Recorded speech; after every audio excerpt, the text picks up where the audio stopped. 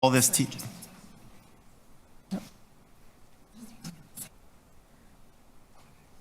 Sure.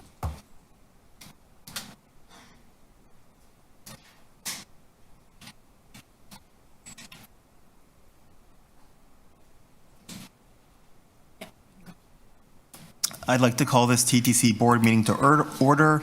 The clerk has confirmed that quorum is present. I will begin with the land acknowledgement. We acknowledge the land we are meeting on is the traditional territory of many nations, including the Mississaugas of the Credit, the Anishinaabe, the Chippewa, the Haudenosaunee, and the Wendat peoples, and is now home to many diverse First Nations, Inuit, and Métis peoples.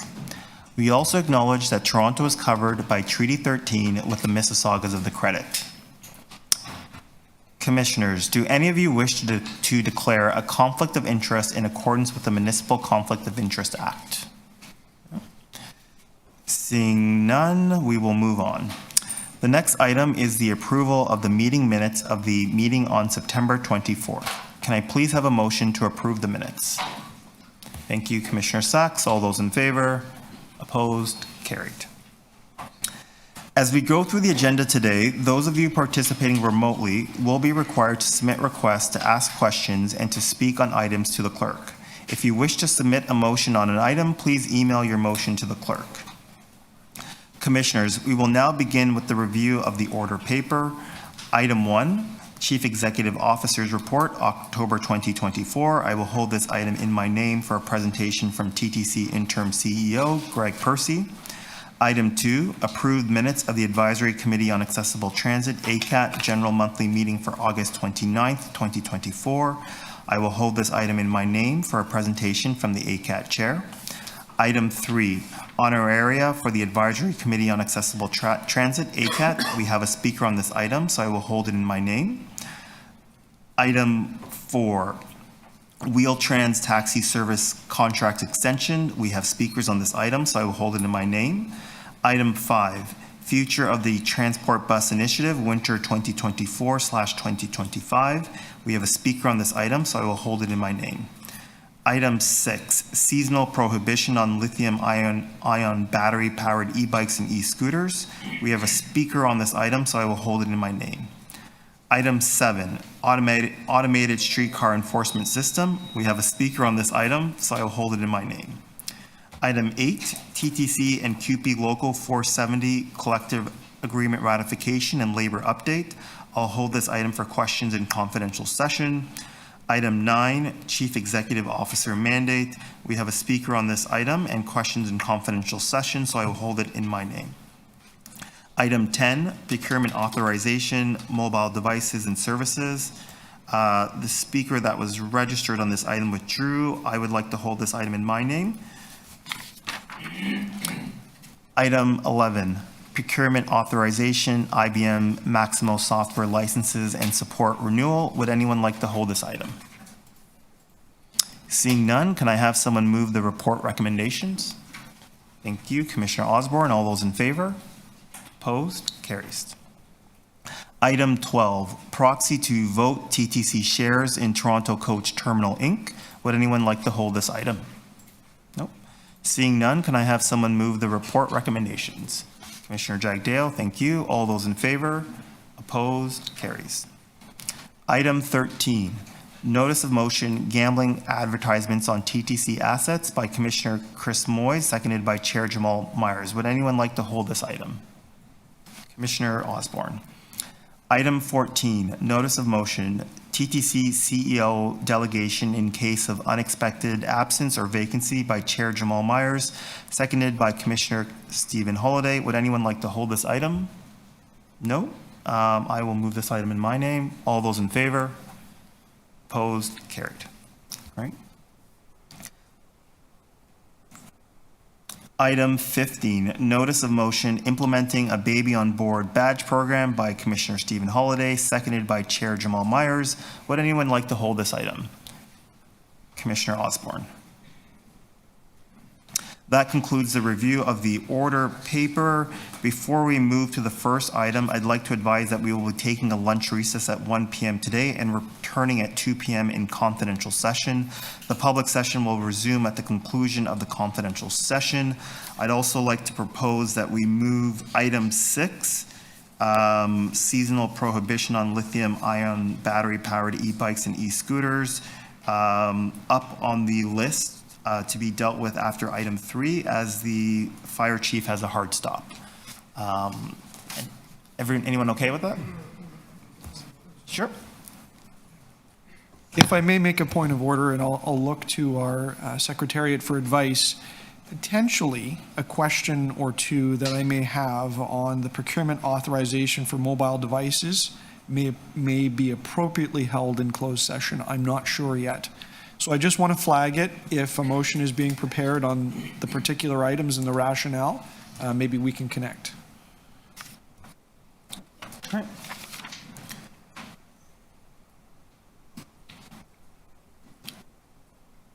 So for now, we just go. Do we have to vote on amending the order? Okay.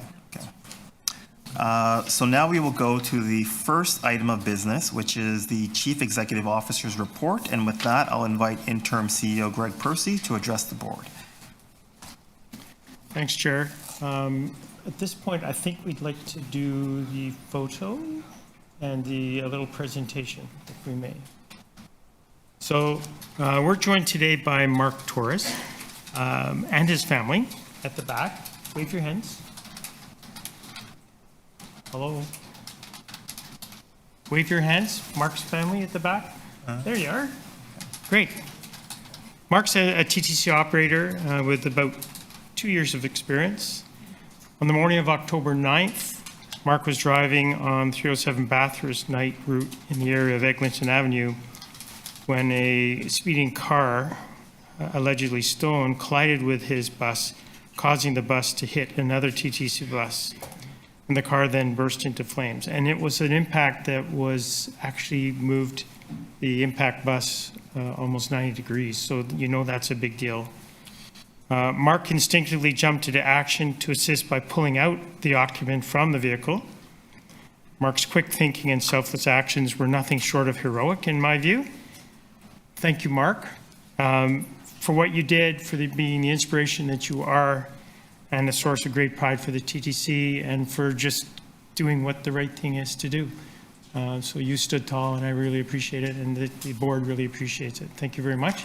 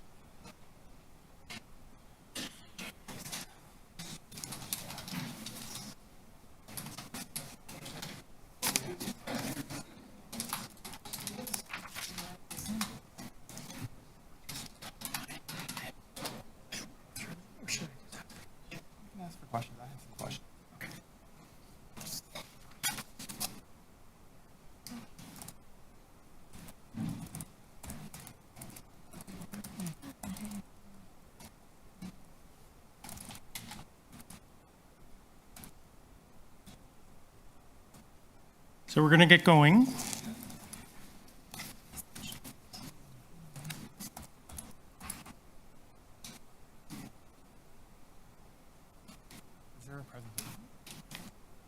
Getting it ready. So this, as new guy CEO, could you please take your seat?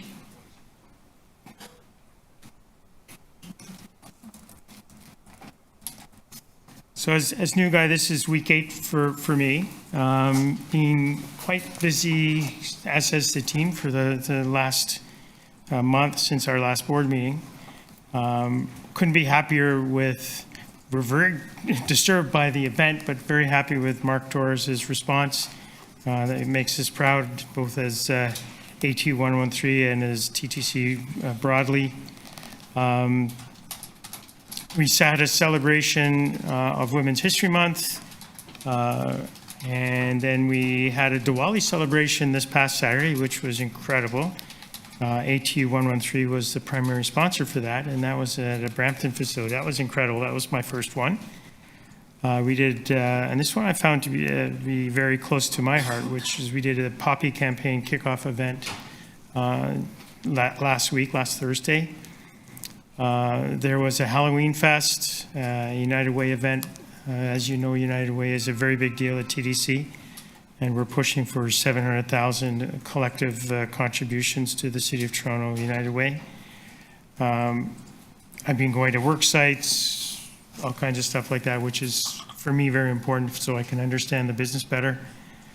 And lastly, on a sadder note, on October 18th, a former TTC Chief General Manager, as they were called at the time, now CEOs, Alan Leach. He was one of 3 CEOs at TTC who was also a former managing director at Go Transit. So there's 3.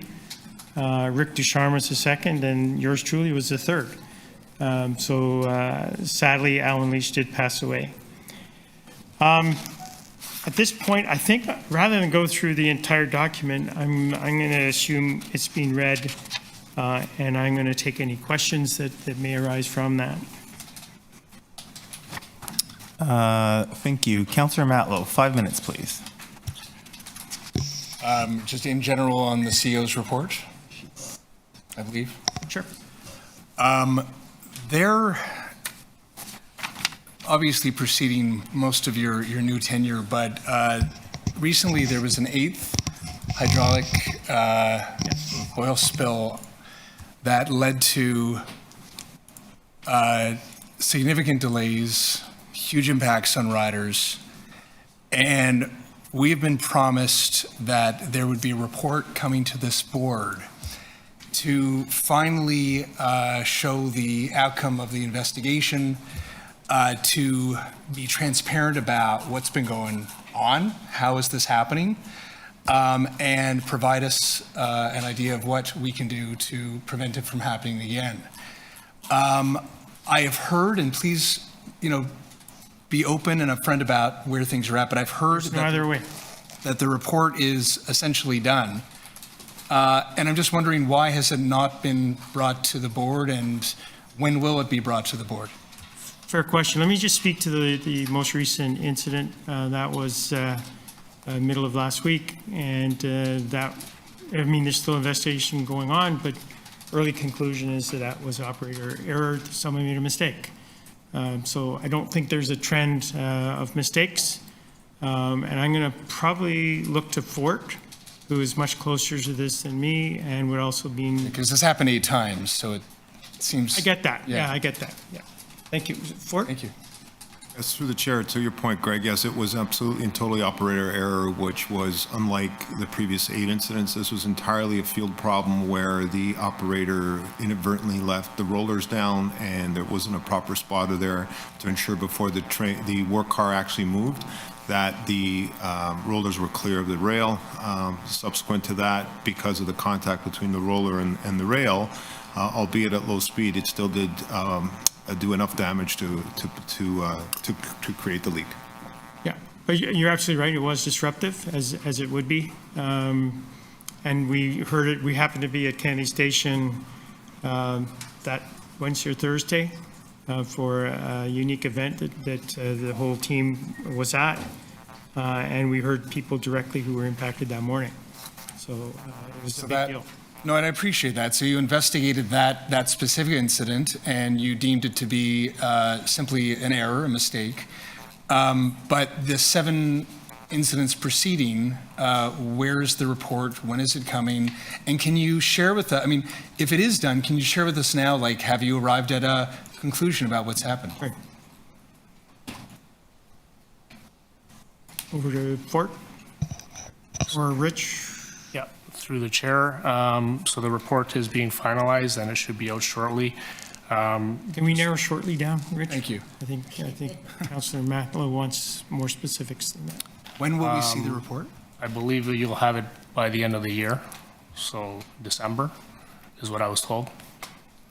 Not sure if Ben was here. He has the exact date. However, if you want, so preliminary, the preliminary draft, it speaks to increased preventive maintenance. So we've done that. We've increased the maintenance going out on hydraulics. We have, it used to be daily, and we're now scaled it back to once a week. Every car that has a hydraulics receives a hydraulic inspection. We've also added supports to the night shift to help Ford out to make sure that when the cars go out, there's a proper response to that. And we're also looking at reliability center maintenance, similar to what we were doing on the revenue fleet.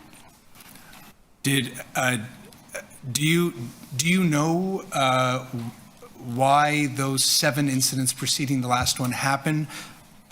Can you say yet if there was a trend? Was there a common reason, or were each one of them, like, was there sabotage? Was there 7 just bizarre but unique accidents? Like, do you know? So I believe the failures were a variety of failures. There was some O-rings that were installed incorrectly.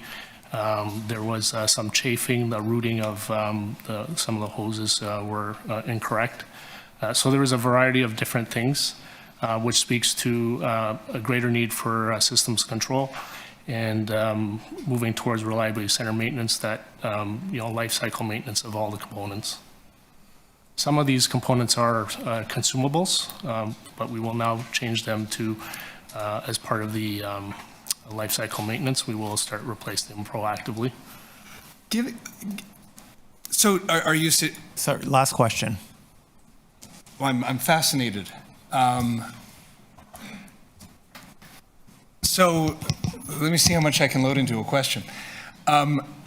Given how many times it happened, have you concluded that that there were any commonalities between them as far as, like, any intentionality behind it, or were they all unique and unfortunate events, mistakes, accidents? And along with that line of questioning, given how long this has been going on and how long it took the former CEO to bring this to our attention, if you have arrived at some conclusions, why are you waiting till December to bring it to us so that we can then support any initiatives that need to be done to prevent this from happening again? So, Rich, let me jump in. So it sounds like we know the answers. There's no reason That's to right. wait to December for a report. That's what I'm hearing. We'll bring it forward ASAP. I don't know who the author is within your team, I think it is, or Fort's, or if they're here, but point is, we'll bring it forward. There's no secrets. There's no conspiracy behind it. There's no sabotage. There's nothing there. I would say, and based on my many years of experience, a lot of this is related to activity level on the track and using work equipment. So we will bring that forward. We're transparent, so we'll bring it forward. There's nothing there. We would have fixed it. We're not going to wait for the board to give us direction. We will have already fixed it if we haven't already, whatever the issues are. So you can bring it forward like even sooner than December, like maybe even a... I don't think you want a special board meeting, but if you want, but when's the next board meeting? It's December, but we can get the report released just as an email. fine. Yeah, it can be We'll do released that. even before Happy to board do meeting. that. Because Through the chair, it's Ben Case speaking here. I'd just like to add, that there were two investigations actually going on concurrently. There was a root cause analysis performed by Hatch LTK, an industry expert. Just as CEO mentioned, there was nothing found that would suggest foul play or intention. Every root cause was a bit different. The commonality, however, is around the quality of workmanship, and at times, in the worst instances, that the initial failure, which was a quality issue, was exacerbated by incorrect action taken to contain the matter. But there was no evidence suggesting a deliberate act to your direct question. And in terms of why it hasn't come to you as yet, is there was a second investigation being done by APTA peer review panel, and we just received their report this past Friday. So we certainly have not been sitting on this. We're digesting that report. We'll provide feedback to that report to APTA. It goes back and forth a couple times. And then we put together a covering report and provide it to the board. And so the timing, as originally committed, was December, and we can definitely meet that timing. So we'll revise that. We'll get it to you in mid-November, because I'm hearing most of the work's been done already, and we don't need a long epistle. This needs to be a summary of activities and outcomes. So it doesn't need a long review period. So you'll see something by email, as the chair says, by mid-November. I appreciate that. Thank you. Are there, Commissioner Ken. Sachs? 5 minutes, please. Thank you. My first question is, I hope, dead simple. Trying to understand the terminology in your report.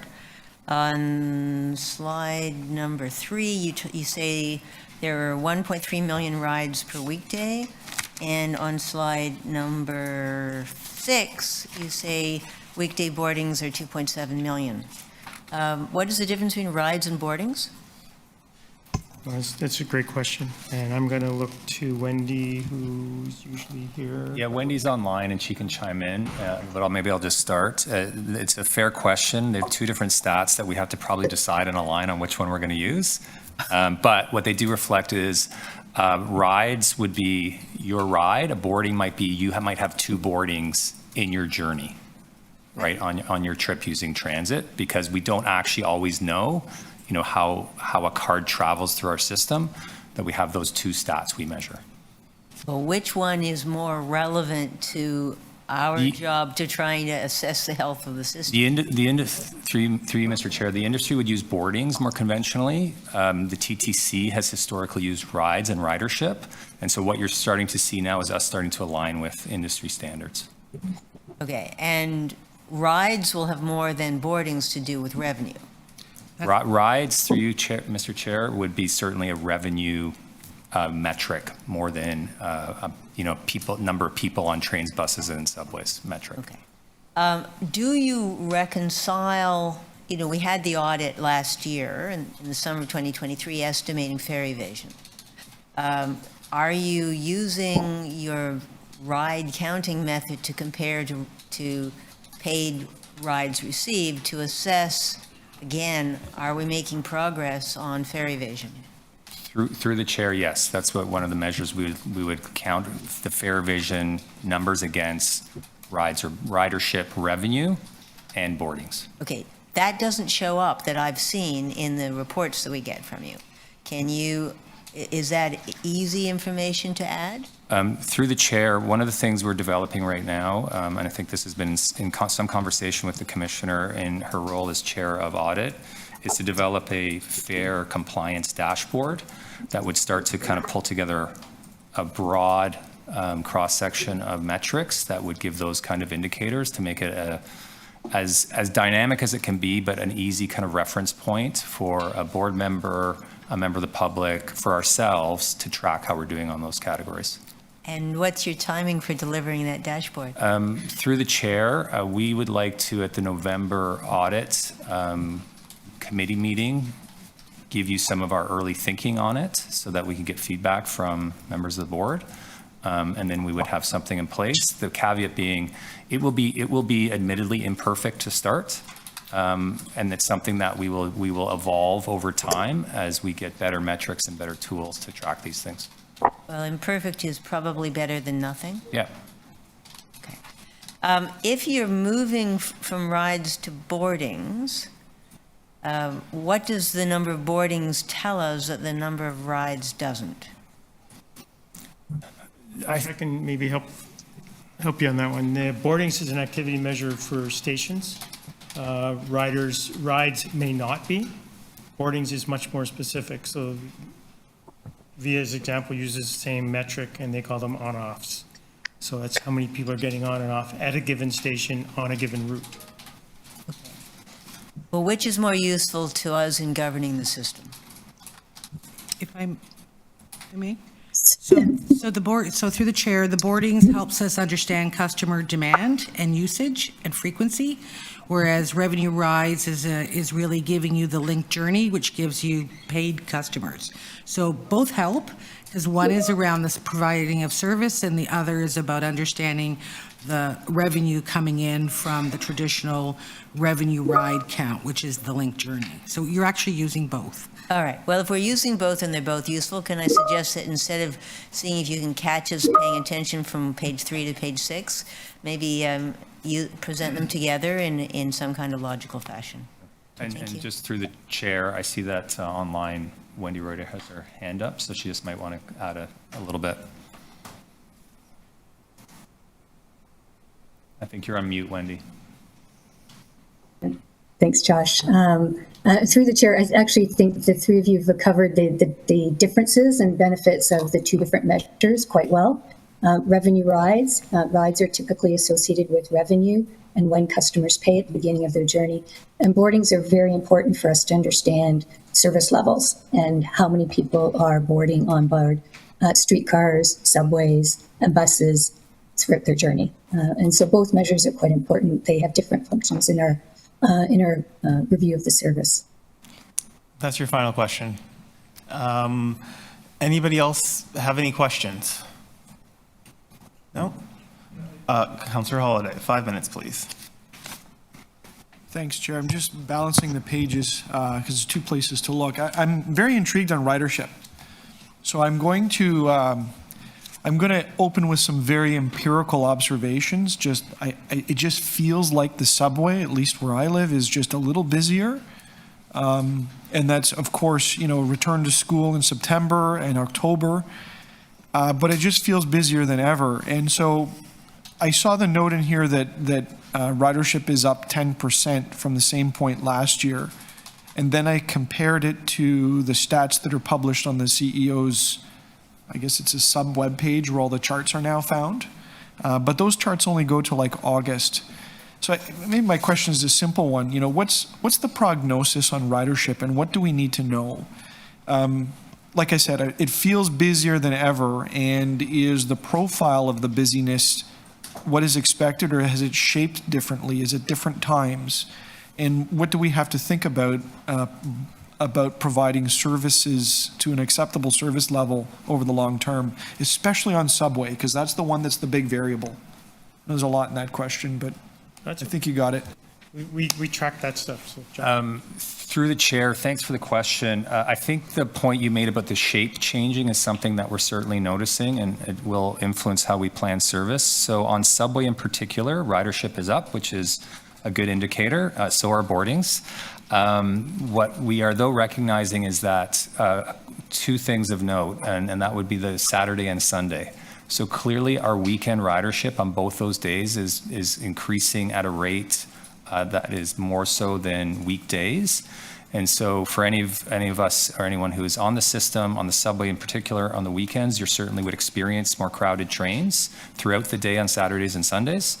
And so we're seeing that. And so that's something we're continuing to monitor to see what levels of service we might have to continue to add to keep up with those weekend days where in the past we didn't really have that pressure like we would. It was so much built around the AM and PM peak during weekdays.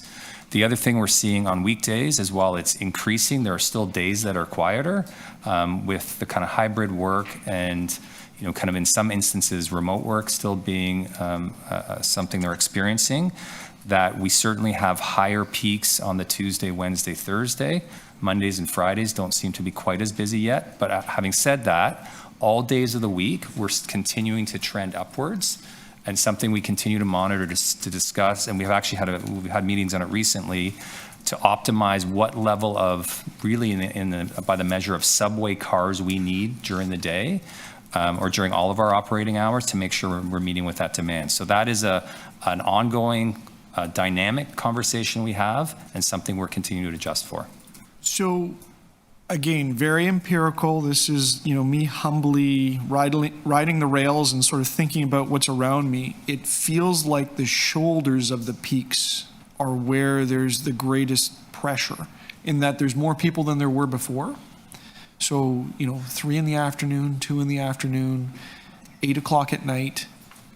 And yet the gap between the trains is very, very long because we haven't caught up on service. So I guess my interest as a board member is, what's the long-term impact that we need to think about to fill those gaps, because it requires funding and putting those trains on there and the drivers to operate the trains.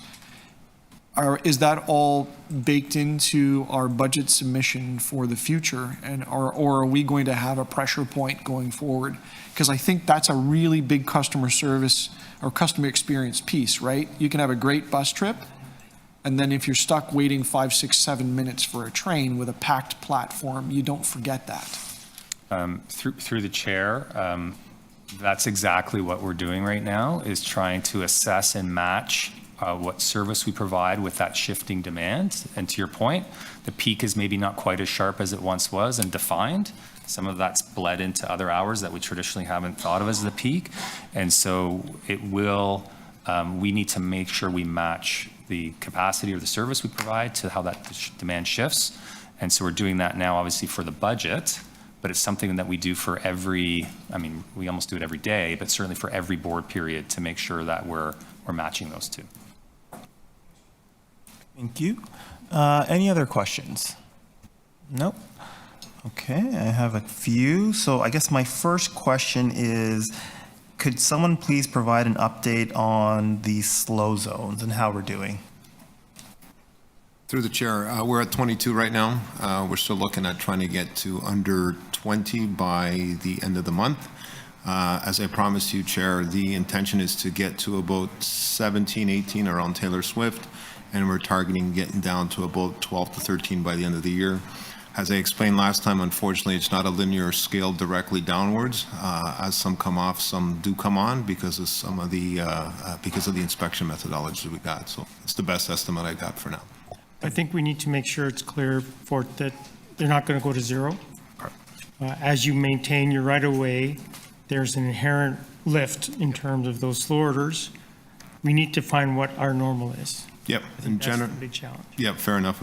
Traditionally, as I mentioned at the last meeting, we're traditionally always about 7 to 9 generally is what we operate because of the inspections that we do. Okay. And just on that topic, how are we doing with the UITP review of our streetcar and subway asset maintenance? Where's that? Yeah, through the chair. Again, we've held initial meetings with UITP as we speak just now, and they have a programme going out to April next year to have a conclusion to the report. So when is the review going to start? When they actually? It's already started. It's already. Are they in Toronto yet? No. They do what they do. They do a desktop. They ask for documents. We supply them the documents. So they're actually going through all the maintenance records and everything we're doing. They do that pre-work before they actually come to Toronto. Do we have an estimate as to when they'll be in the city? I'll have to get back to you on that one, Chair. I don't have that date. Okay, thank you. Just now, I'll drop you an email on that one. Appreciated. Regarding the pop-up at Kennedy Station, there were a number of items that were identified from station cleanliness, station state of good repair, to making the layout of the platform be bus platform more convenient for riders. There are a lot of good ideas and good conversation. I'm just wondering where those conversations are in terms of timelines for remediating some of the issues identified.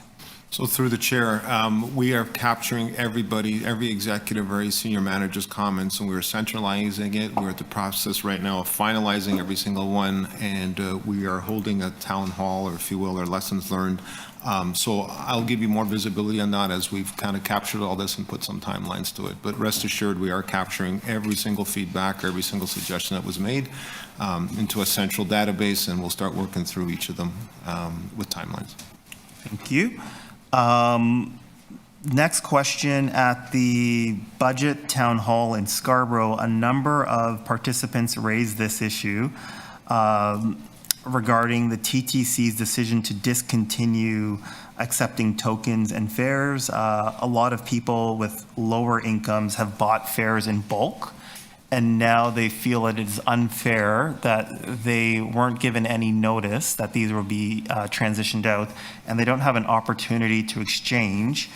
And I also heard from some of the social service agencies that the TTC has not sort of reached out to let them know that this is being discontinued. So I guess my question is, what are we doing to let people know that tokens will be discontinued? Thank you for the question through the chair. Just for some background, the board first directed to kind of eliminate the acceptance of tokens in September 2022, and then reconfirm that a couple times in 2024. And then again in September of 24. Since then, we've developed an advertising campaign that we will target both in station and in bus and elsewhere to make sure that people know that tokens will begin not to be accepted by the end of the year. As far as the reimbursement question, there's obviously a significant cost if we were to do that, and so something that... Do we know if there's significant costs, or are we just guessing? No, we've tracked that. We know the number of tokens that are still out in circulation. What's the cost approximately? I don't have that on hand, but I can get that for you, because we do have that. And so again, part of the trick is, do the tokens in circulation, are they for someone's souvenirs in a collection, or would they look to redeem them? So, but we do have a cost on the ones that are in circulation that could, in theory, be redeemed, and what that impact would be, and it would be in the millions, and so significant on the budget. And part of the challenge too is because the end acceptance date of tokens has been out there for a while. Every time we push it, then it kind of makes the messaging more confusing about whether they will be accepted or not. So we can get that cost for you, though. Okay, I'd appreciate that. Finally, I'd just like to give a huge shout out to two TTC employees, Danny and Mark, who organized the TTC's Lower Bay station, the haunted station. It was awesome, and it was great seeing such a big crowd, a lineup actually, to get into the station to see all the great work done by TTC and to see the funds being raised for United Way to help out with our community. So I just want to give kudos to them. Thank you. Next, so seeing no further questions on... Oh, did you want a second round? We're on the CEO's report. Oh, I'm sorry. Yeah. I didn't realize. I just came back and realized Okay, I'm done. Did you want a second round of questions? I just had a question about the... Sure. Yeah. Thank you. Why is it important to sort of end them now this year? Are there slugs being used? Are there are we losing money because of it? Why is it important? Maybe I'll, through the chair, I'll start and Angela can chime in. So a couple things is, so obviously we're following direction to stop using the tokens, but part of it is in our effort to make fares both accessible to everyone and to, address some of the fare compliance issues. We certainly realize that moving people to Presto has a benefit for lots of reasons on both, kind of making ease of payment and compliance. But no, there's not a fraudulent token market out there. What we're trying to do is to wean people off of legacy fare media. So at the end of the day, we want to move people off cash eventually. We're not suggesting that now. Tickets, passes, and tokens. And so we're at the point now where there's increasingly fewer tokens in the system, so that this is the time where we can actually make that change. I appreciate. So maybe I can add through the chair.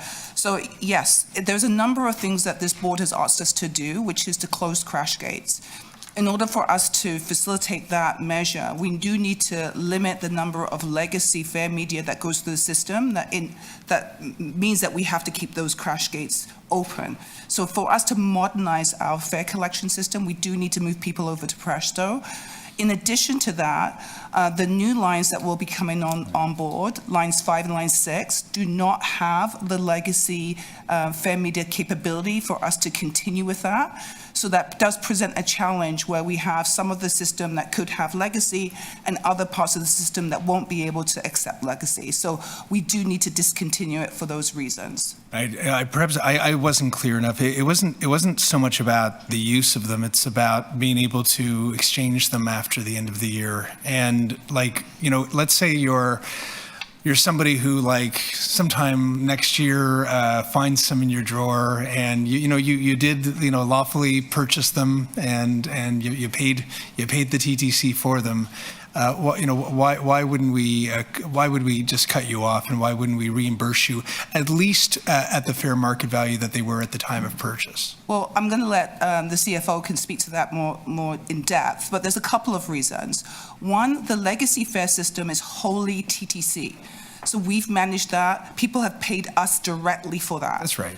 And so for us to be able to do an exchange, we would have to exchange it with a Presto, which is not TTC, that has a commission rate, so we'd be losing money. So it becomes a little bit sticky. In addition to that, the tokens and tickets were bought at different time periods. So some people bought it at X rate, and we've had increases in fares. So how do we know what people paid for those tickets? So it becomes challenging for us to fairly be able to reimburse the public and not be at a deficit for ourselves. So we could pick a year, though. We could pick a year like the last year that they were sold or something, and say that's what we're given. Yeah, and I can let the CFO speak to why we're not doing that. With respect to our bulk sales customers, we have an agreement with them, and so we've worked with them that if they want a refund, they can be reimbursed. So a lot of the agencies that we've worked with, the city of Toronto, the school boards, are able to get a refund through that process because that is a different setup. We've got relationships that are long-term, and we've been working with Presto to ensure that they have the new ticket system through Presto.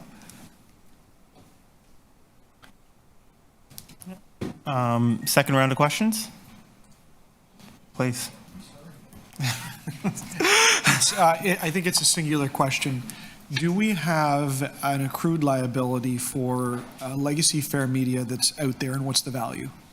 So through the chair, right now we have about 6.7 million tokens out there, and that's worth about $22.3 million. Okay. And about 573,000 tickets, so that's worth about another $2 million. So we're sitting on about $24 million of outstanding. So whatever is redeemed between now and the end of the year, it is what it is. That number will shrink. And whatever happens on December 31st, that effectively that number disappears, or it's found money, essentially. It would be essentially disappear. I mean, they've paid for it, but we've accrued it as a liability. It's a windfall. It's a windfall. Because I got a handful of tokens at home and you're not getting them, right? I'm keeping them, but that's my problem. Right. So what we see is about 4,000 used per week of tokens and about 1,700 tickets. So it's at 6.7 million outstanding. There's roughly about, I think it's about 20 years we calculated to. Right, so the current redemption rate, we're not going to get to zero.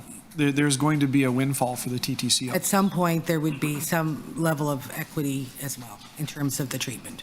Yeah. Thank you.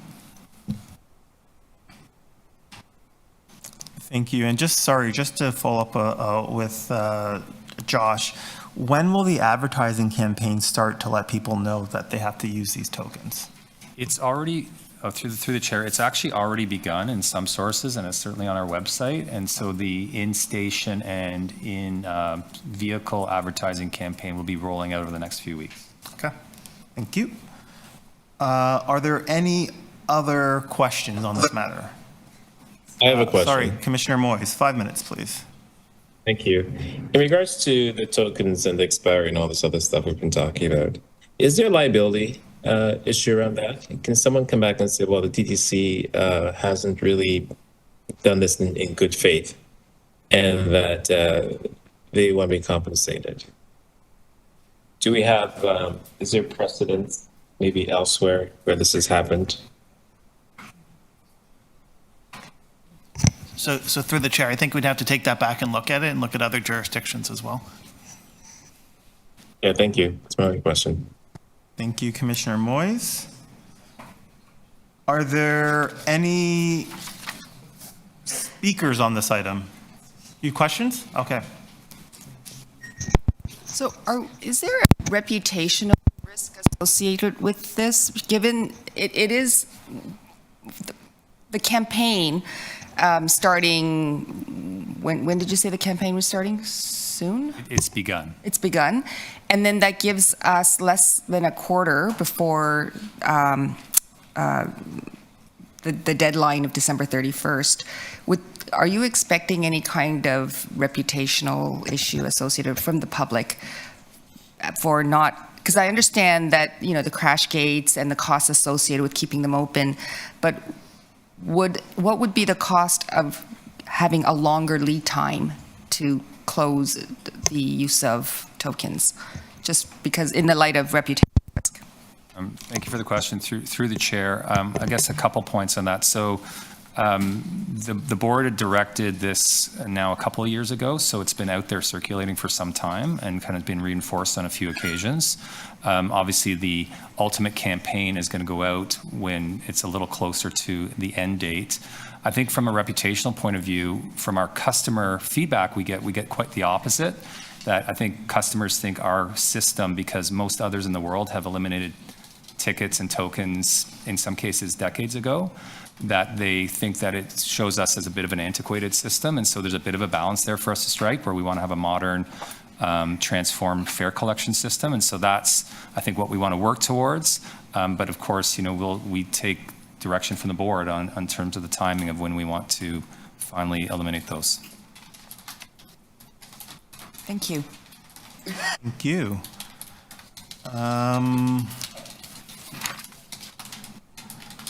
So are there any speakers on that anybody would like to speak? No, seeing none. Can I please have a motion to receive the CEO's report? Commissioner Sachs, thank you. All those in favor? Opposed? Carried.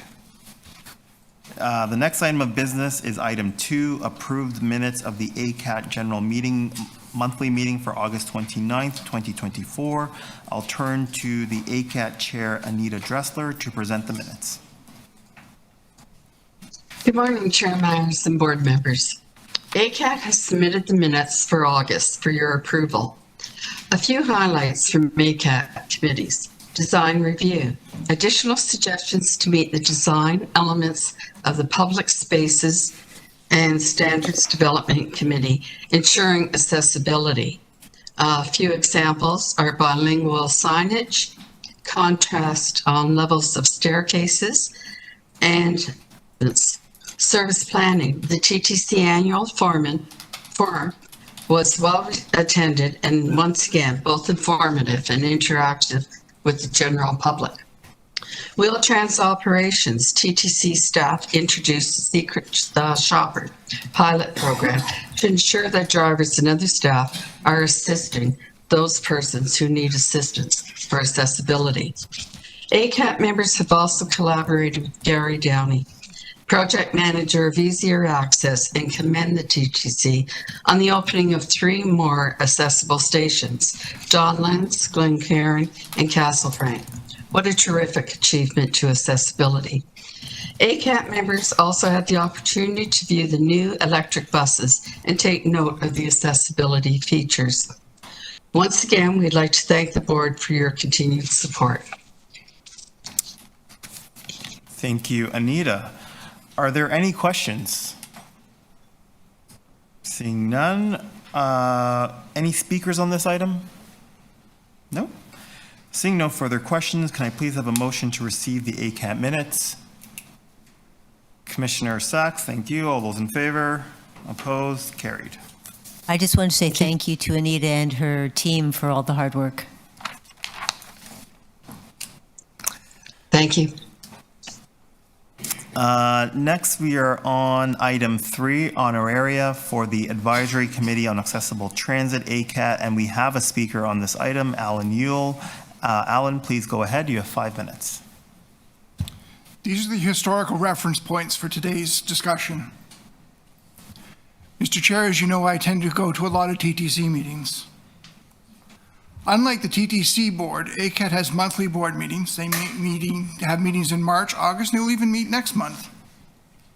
They also have 4 ACAT subcommittees as well as a monthly meeting. For this, they currently get cookies, coffee, and a monthly transit pass, and they're not even getting the good cookies anymore. We have 4 civilian board members on this board. These people provide valuable insight to the TTC and its running. But a TTC civilian board member will make more from today's meeting than an ACAT board member will make for the entire year. If we are going to pay ACAT members, then we need to take their efforts seriously. Hint, we don't do that right now.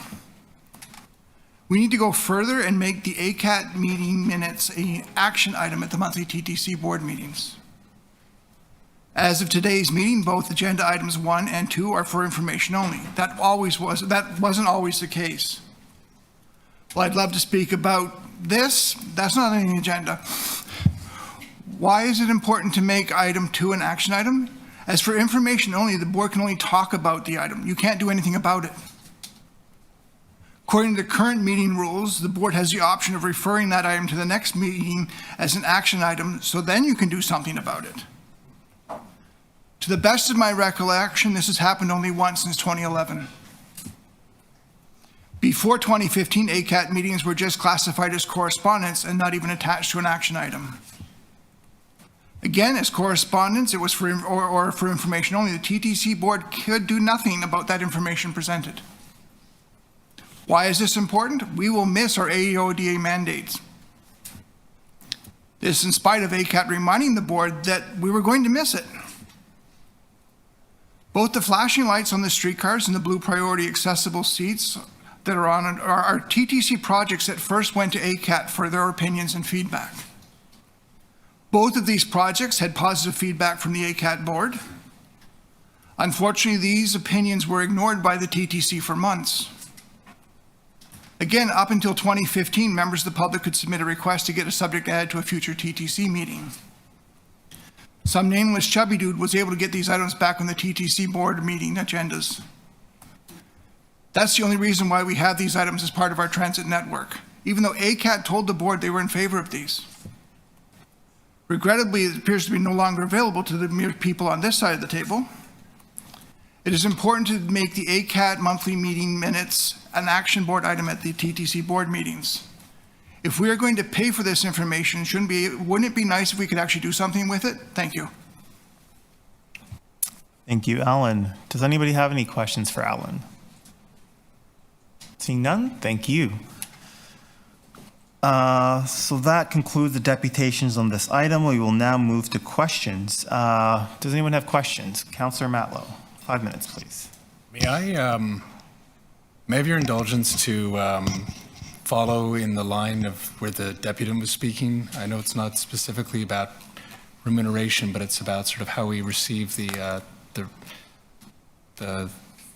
discussion of ACAT and what we can do about it. And may I just ask staff if they've considered what the deputant had said about making it more likely for the board to be able to take action on recommendations that they provide us to make our system more accessible to the public.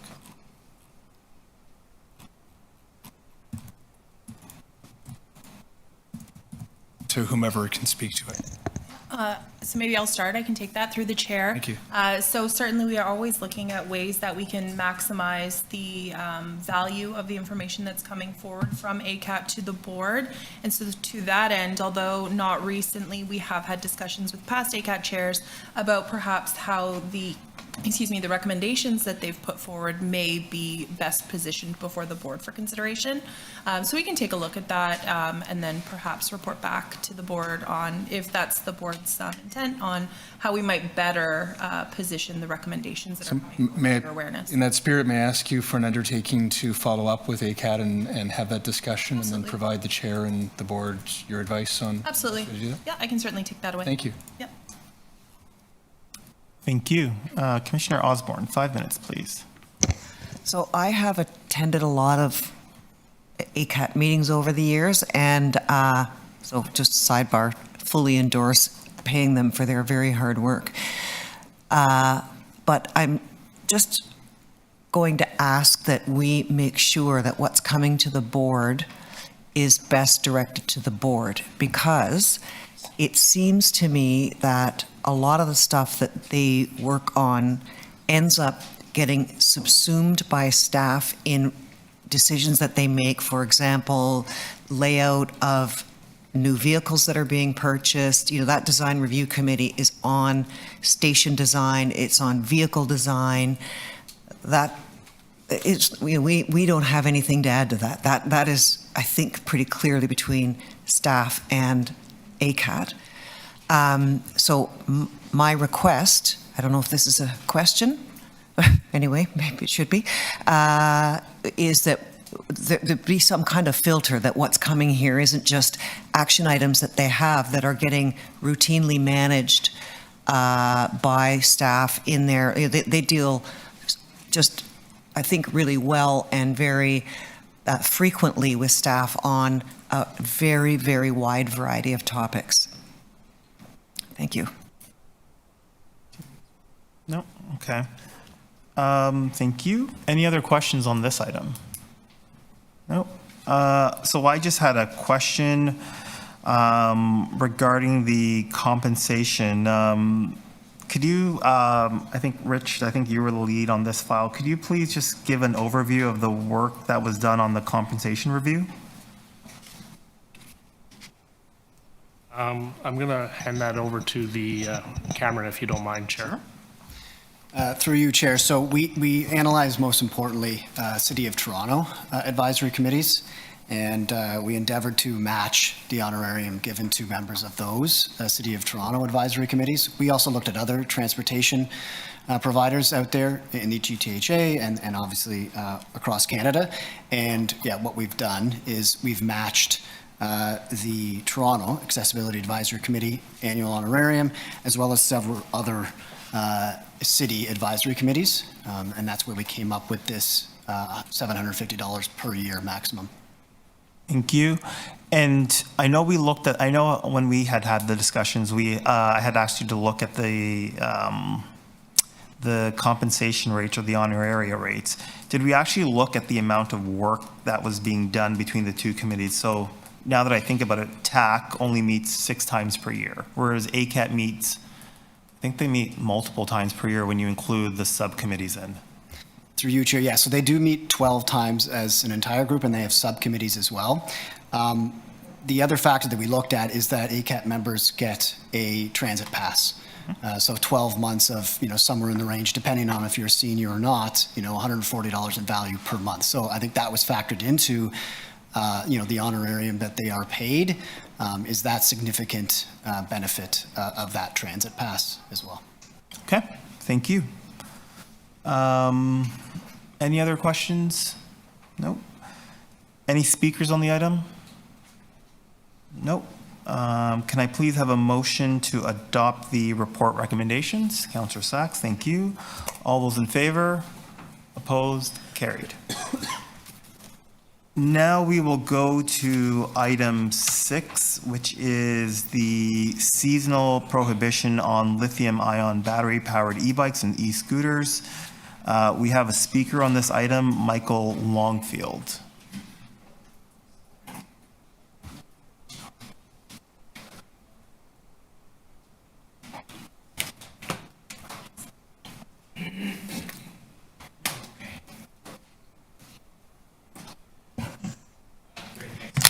So we're just fixing our clock, so I'll have you timed here.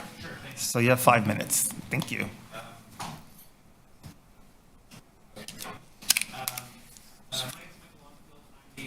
Of Cycle Toronto. We're a member-supported charity that works to make Toronto a more vibrant and healthier recycling city for all. Really glad to see TTC sort of openly talk about the role of bicycles as part of our multimodal future. Obviously, with some looming provincial legislation, I think people being able to connect bike and transit trips will be even more important in the present and the future. You know, the issue of e-bike fires, I think, is something that we should be taking quite seriously. You know, ion lithium batteries do have a lot of risks, but I've been hearing a lot of concerns, you know, from our members, from business leaders that we've been talking to, really about just the direction of this proposal that TTC is proposing. And again, I understand where it's coming from, and I think in a vacuum it makes sense, but you know, as the TTC board, I think you all have the ability to sort of think about it a little bit more bigger picture. And essentially the core of our concern is that if the TTC moves ahead with this policy around e-bikes that would include a seasonal ban, it would basically be in conflict with a policy that Metrolinx already put forward earlier this year. And I understand that, you know, me sort of saying, hey, maybe the province and Metrolinx have a good idea here may not necessarily resonate with everyone in this room. But I think actually in this case, the Metrolinx policy is actually really strong. It's not perfect. It has gaps in it, but it has the advantage of something that could be used and understood by people across transit systems in the GTHA area wide, and does speak to the, I think, the efforts that we're all working towards of better integrating transit across Southern Ontario. So whether it's the one fare or that piece too. And I'm just sort of thinking of a scenario where, somebody in good faith, buys a bike, it meets Metrolinx's standards, which is tied very closely to international standards around battery safety.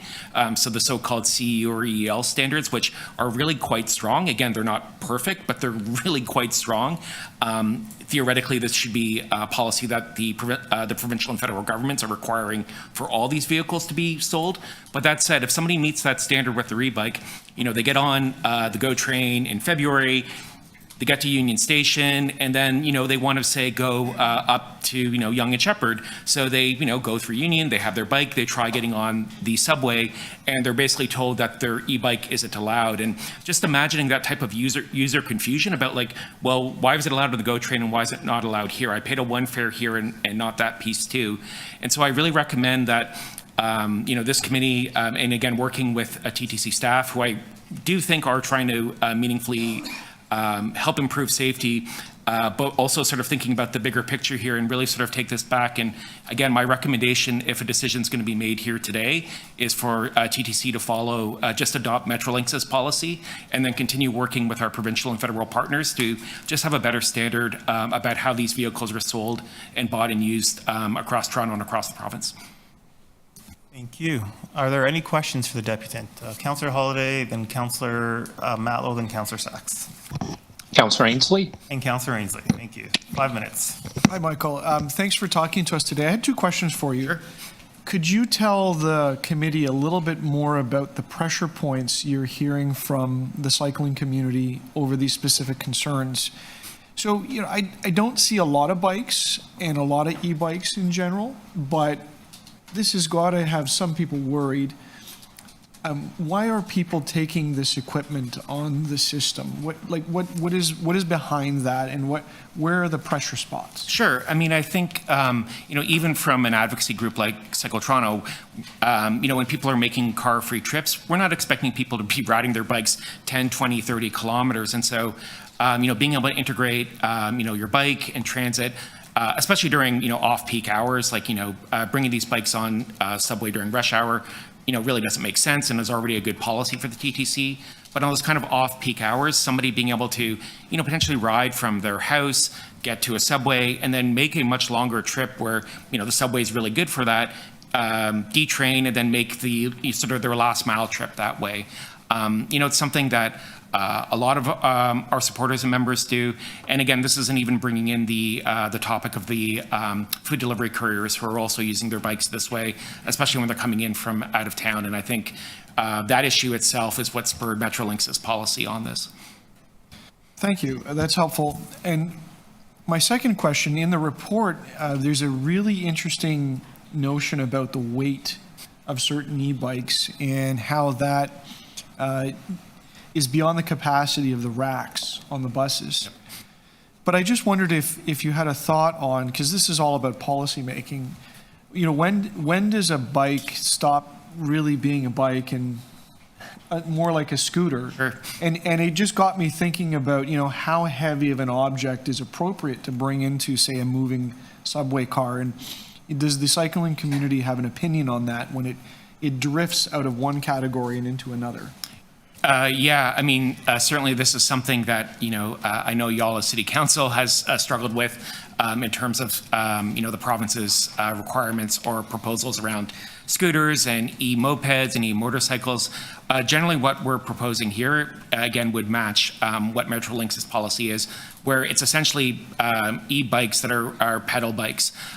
So, you know, not bicycles that, you know, resemble mopeds, resemble electric motorcycles, that it's really an e-assist system. I think, you know, there are various technical terms depending on which jurisdiction you're sort of looking at, but it's essentially a pedal assist bike. And I think the weight standards make a lot of sense. You know, the 55 kilograms, that's quite a heavy bike.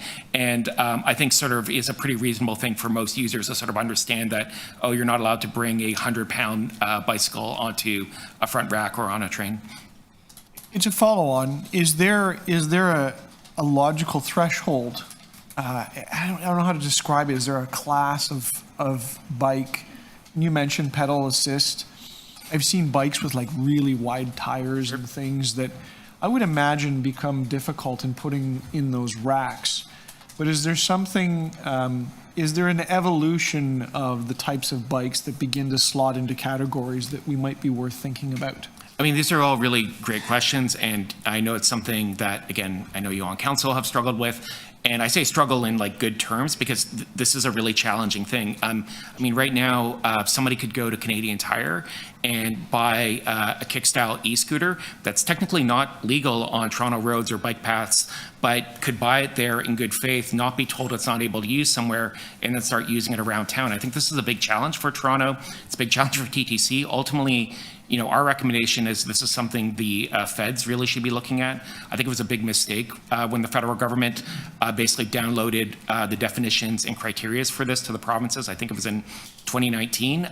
That said, you know, this is TTC Board. You only have so much control over what you do. And I think unifying with Metrolinx's policy is at least a really good start to sort of say, you know, we think us as transit operators, this makes sense as a starting point, and then continue working up with the province and the federal government to try to make this standard uniform. So it's not up to a transit operator or for some poor user to be reading all the details of, you know, Metrolinx or TTC policy briefing. It's more just this is what's understood when they bought something and make it really user-friendly. Thank you. Commissioner Matlow, 5 minutes, please. Thank you. Hi. Hello. So I want to follow up on what you said about the last mile because I've heard from many, and I wonder if you have too, who will, you know, let's say they live somewhere in Scarborough that isn't well served by transit.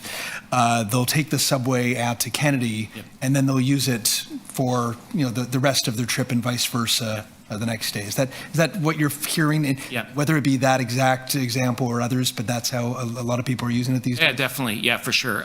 Certainly folks, you know, sort of in the inner suburbs where there isn't that same level of maybe transit density that there is downtown, it's a very common use of it for sure. And more and more bikes, e-bikes, is it not true that you know, many are almost indistinguishable? Like they're not sort of this, you know, that kind of chunky look with the big batteries. Some of them they look very similar to traditional bicycles. Yeah, for sure. Again, it can be a very tricky thing.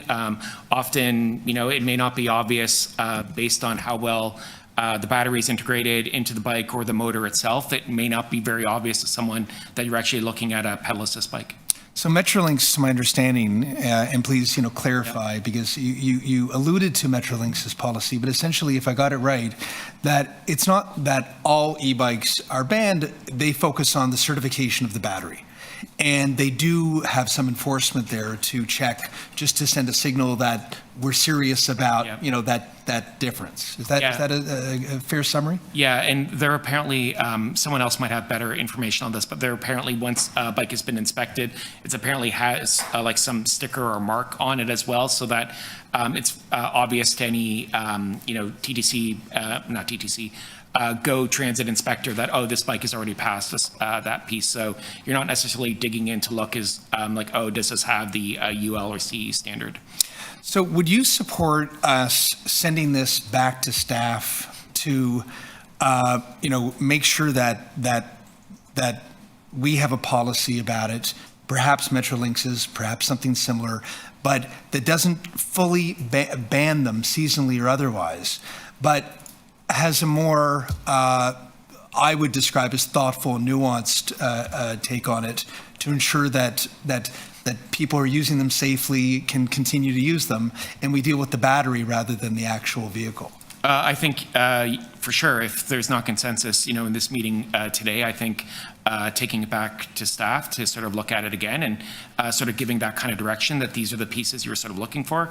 Again, I understand why staff put the proposal forward, and I think in a vacuum it does make sense, but it even kind of raises the question that if, TTC is worried about these batteries seasonally, shouldn't then Toronto be worrying about them seasonally? Like if these are due to explode into flames at any moment's notice when it gets to winter, should we not then be having them on our roads altogether or them being sold? And so I'm not on the EU battery system, I'm not a specific expert in, but I suspect it's a little overcautious for the practicality of what these systems are. One last question, and obviously this is anecdotal, but from the cycling community, from everyone and I know you know a lot of cyclists in the city, like I've heard of incidents, like there were some e-bikes that blew up in Forest Hill recently. Certainly on the transit system, I remember the fire last New Year's. But like, is this like, are we finding that like every other person now is like the drummer in the band, or is this like something that's happening all over the place? Are you hearing from a lot of people that their bikes are blowing up? No, I wouldn't say we're hearing from a lot of people that bikes are blowing up, but at the same time, I wouldn't dismiss it as, oh, it's not that serious an issue. Like, it's not like a daily thing or a weekly thing. No, for sure. And I know Toronto Fire is involved in these conversations as well. There's a parking review that's happening with e-bikes in new condos where they're not flat out banning e-bikes being there. Again, I think the EU or CE battery and electrical system standard really is a quite high standard, and if folks knew that, this is kind of what the city was kind of using as their benchmark, I think it is a relatively reasonable level of safety and security for folks. I appreciate that. Thank you. Hello, Michael. Hello. Thank you for coming today. So you're aware that the city municipal code distinguishes different kinds of bicycles? I know it's trying to, in all its best interest, yep, for sure. Right, and there's specifically a distinction between the kinds of bicycles that can be ridden in cycle tracks and the kinds that can't. Yep. And it's basically the kind of bike you have to pedal and has a limited size of and weight. That's allowed in the cycle tracks. And the big scooters that are basically little motorcycles, they're not. Technically not, yeah. Right. Well, they're not allowed. Yeah. Right? And they cause serious problems when they operate there because they go way too fast and they're way too heavy. Yeah, they create a different experience for users that are sharing those bikeways, for sure. And they go fast, you don't have to pedal them, so they've got big, heavy batteries. Yeah, and generally more powerful motors. I think the provincial standard for pedal bikes is like a 500-watt motor max, and so these can be much more powerful than that. Right. So, and you're also aware that the Metrolinx has had now for about 6 months a category called permissible e-bikes. Yep. And these, they have to have narrow wheels, they have to have small batteries, they have to have speed limits, they have to have certificates on them. Yep. And if they're put on a bus rack, they have to be less than 25 kilos. Yep. Right. So those are all restrictions that Metrolinx has that they're operating with. Do you think that compliance would be, and enforcement would be easier if we have the same rule as Metrolinx? I think Or if we make up some different rule? No, I think your first point is definitely correct. That same rule would definitely encourage more compliance across not just Toronto, but I think across the GTHA transit systems. Right. Now, what do you think would be the impact on equity of the TTC simply banning all electric assist vehicles all winter? I think it'd be really bad. I think it could lead to a lot of really challenging enforcement issues. Again, with users, I'd be very concerned about it. I think you would still see people trying to bring these vehicles on. A lot of confusion about why they aren't allowed, and I kind of, I don't want to sort of think of the worst, but it definitely wouldn't be a good scenario. Right, and especially if somebody already brought their vehicle in from, on the GO train from out of the city. Right, and there's a lot of people who depend on electric assist. That includes seniors, right? Yep. People with sore knees. Yep, for sure. People with various kinds of disabilities. Gig workers. Better if you answer in words. Oh, yeah, of course, yeah.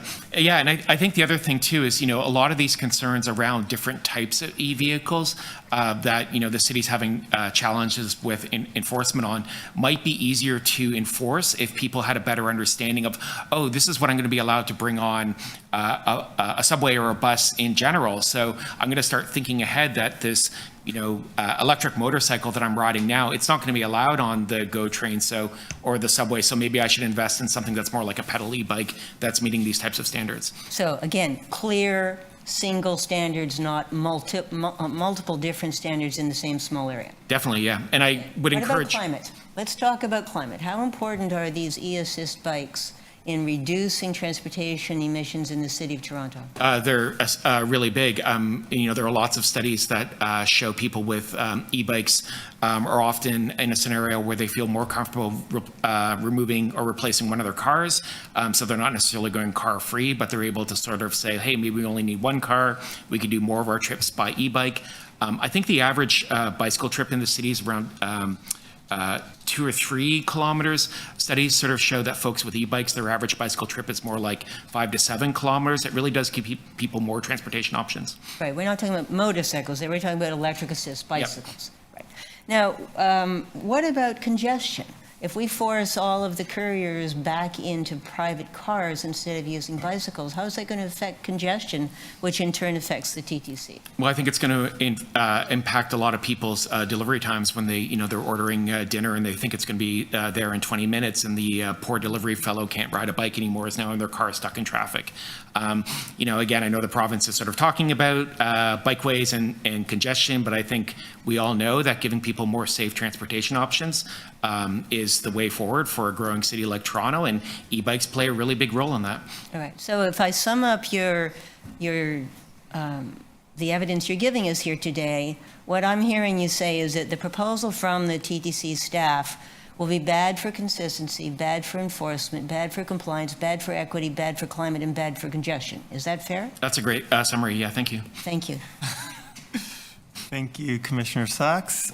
Commissioner Ainsley, 5 minutes, please. Thank you, Mr. Chair. I've had my questions answered by my colleagues' questions. Thank you. Thank you. Any other questions on this? I had a few questions. So I guess, does CycleTO make a distinction between e-bikes and e-scooters in terms of whether one should be banned and one permitted? Yes.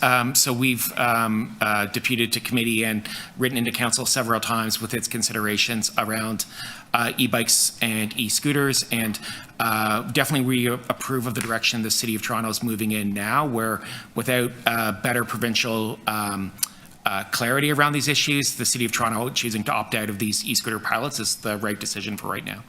So if we were to move ahead with a ban on e-scooters, would that be something that CycleTO would support? I mean, technically, the City of Toronto already has a ban on e-scooters for along public roadways and bikeways. But as Councillor Sachs was sort of suggesting, we still see a lot of them on our roads. Thank you.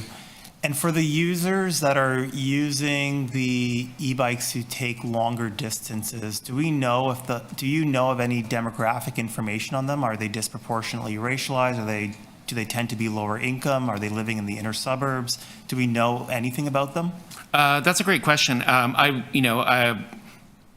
At risk of generalizing, I probably wouldn't answer that without specific data, but I think that's a great question for us to look back on. Certainly, anecdotally, I think we see that the majority of gig workers that are doing food deliveries by bikes are almost exclusively on some kind of e-micromobility, whether it's a pedal assist e-bike or some other device. Thank you.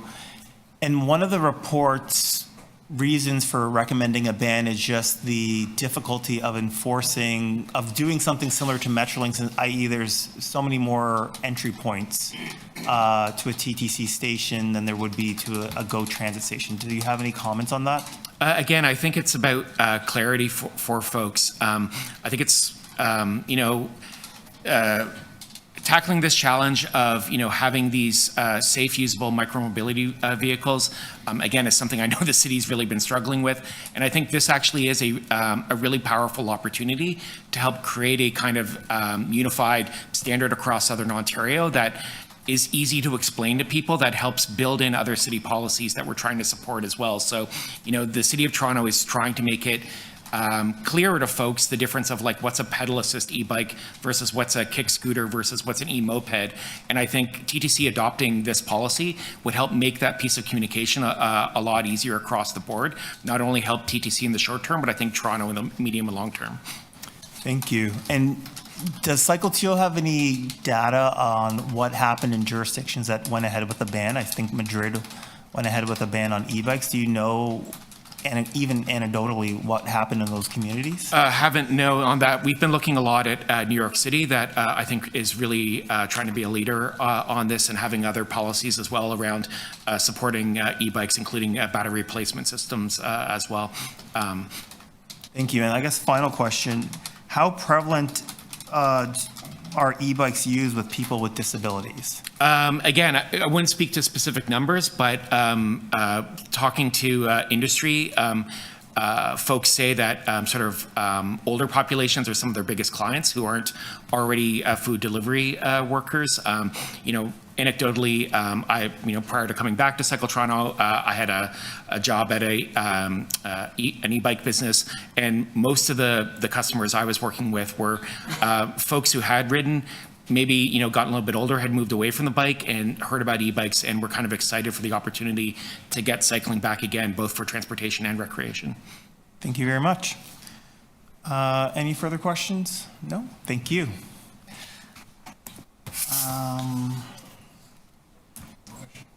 So that concludes the deputations on this item. Before we move to questions, we are joined today by Interim Toronto Fire Chief Larry Coco.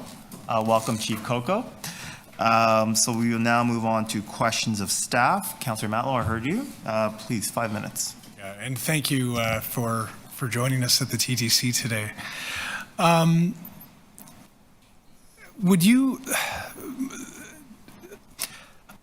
One of my concerns initially was this was more like lawyers being worried about liability and letting us, telling us to sort of ban these things immediately.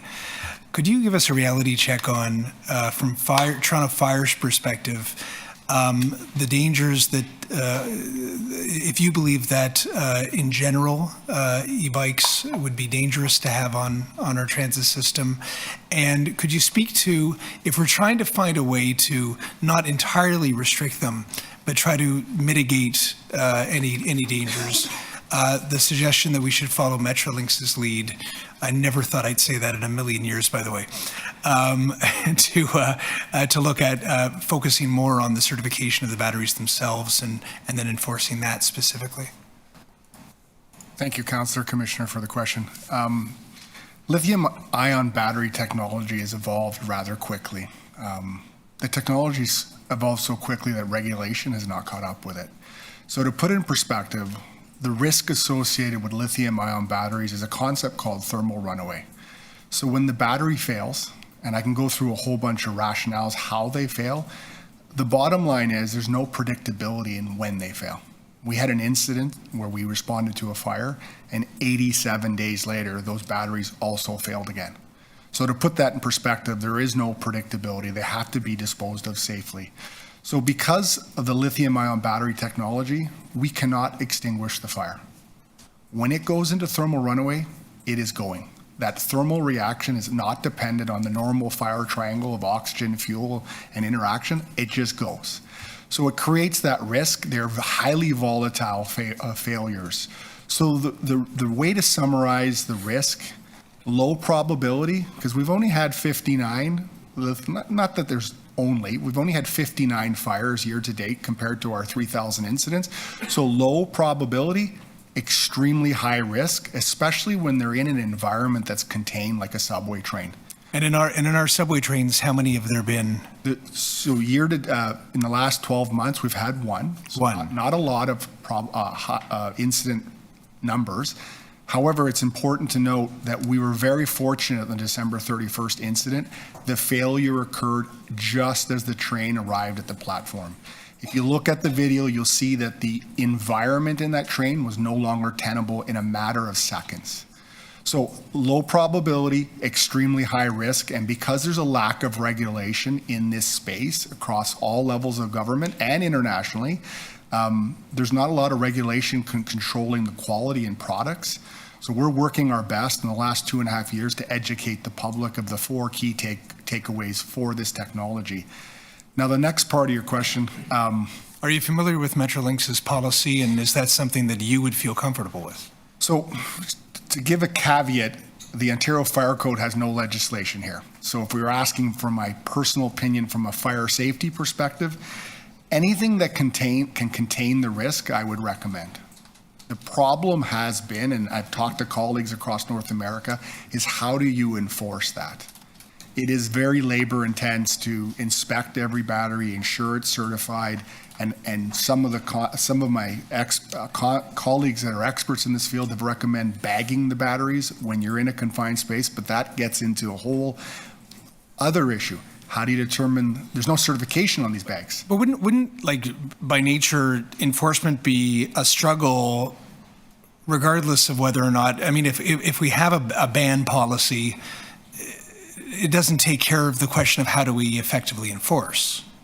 So just because we have a policy doesn't mean that it's going to be enforced. It's a very challenging situation. Anything that would eliminate risk from a fire safety perspective, I would support. How we arrive at that is a matter of policy that I would defer to TTC because they are the pen holder on policy.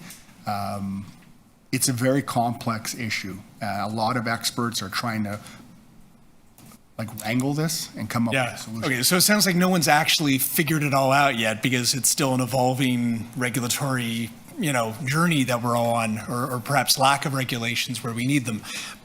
As you've explored what to do about this, could you explain sort of how you've weighed the reality is the number is only one incident in the Toronto subway system. But as we heard from Toronto Fire, that if it did happen, it could be really bad if it did. How have you weighed that with everything we discussed with Michael Longfield about regarding how people use our transit system as a component of their overall journey every single day from school to work to home? Last question. Maybe I'll start and then I'll pass it on to my colleague, Josh Cole. And so through the chair, in terms of our thinking behind this and how we arrived at this, how we landed on this decision and this approach, as you heard, we had that incident back in New Year's Eve, and we were very lucky. We were very lucky that it didn't happen in our tunnel because it would have been a completely different situation. So there was that in terms of we actually experienced it as a transit agency, having an e-bike fire incident on our system in the subway. We also took a look at, we know that you heard the fire chief talk about that these lithium-ion batteries are very unpredictable. And the ones we're talking about here, this is in these devices because there's no regulation around it. We're not talking about lithium-ion batteries in laptops and cell phones. That's not what we're talking about. And we're also not talking about those that are used for, mobility devices like wheelchairs. So completely different area. We're talking about e-bikes here where there is no regulation. And so we took that into consideration, and we also took a look at our incident happened in the winter. So if you look at manufacturer manuals on this, it's very clear. There's warnings around usage in winter conditions where there's exposure to snow, ice, road salt. Those can cause damage to the batteries. And so taking all of that into consideration, we landed on, we feel based on that research, winter seems to be a higher risk, although I know that the risk is associated with, obviously, tampering with the batteries, not being certified, the fact that they're unpredictable. But winter does pose an increased risk. So we said, why don't we then proceed with this ban? That was the thinking around it. And of course, we do support micromobility and all of that, and I'll pass it over to Josh to comment on that aspect. And just to keep it short, through the chair, we recognize the struggle, right? This is two of our policy objectives that have come at loggerheads. So we want to support integrated mobility across the city and look for first, last mile solutions, but at the same time, there is a safety risk as defined by the chief. And so I think when we have two policy objectives that come into some level of conflict, safety is the one that trumps in that instance. But we recognize that struggle.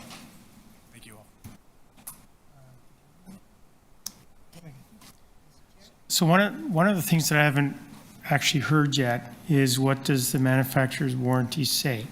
And I think I heard Betty touch on it a little bit, but what we saw and have read is they recommend these batteries are 3-season batteries.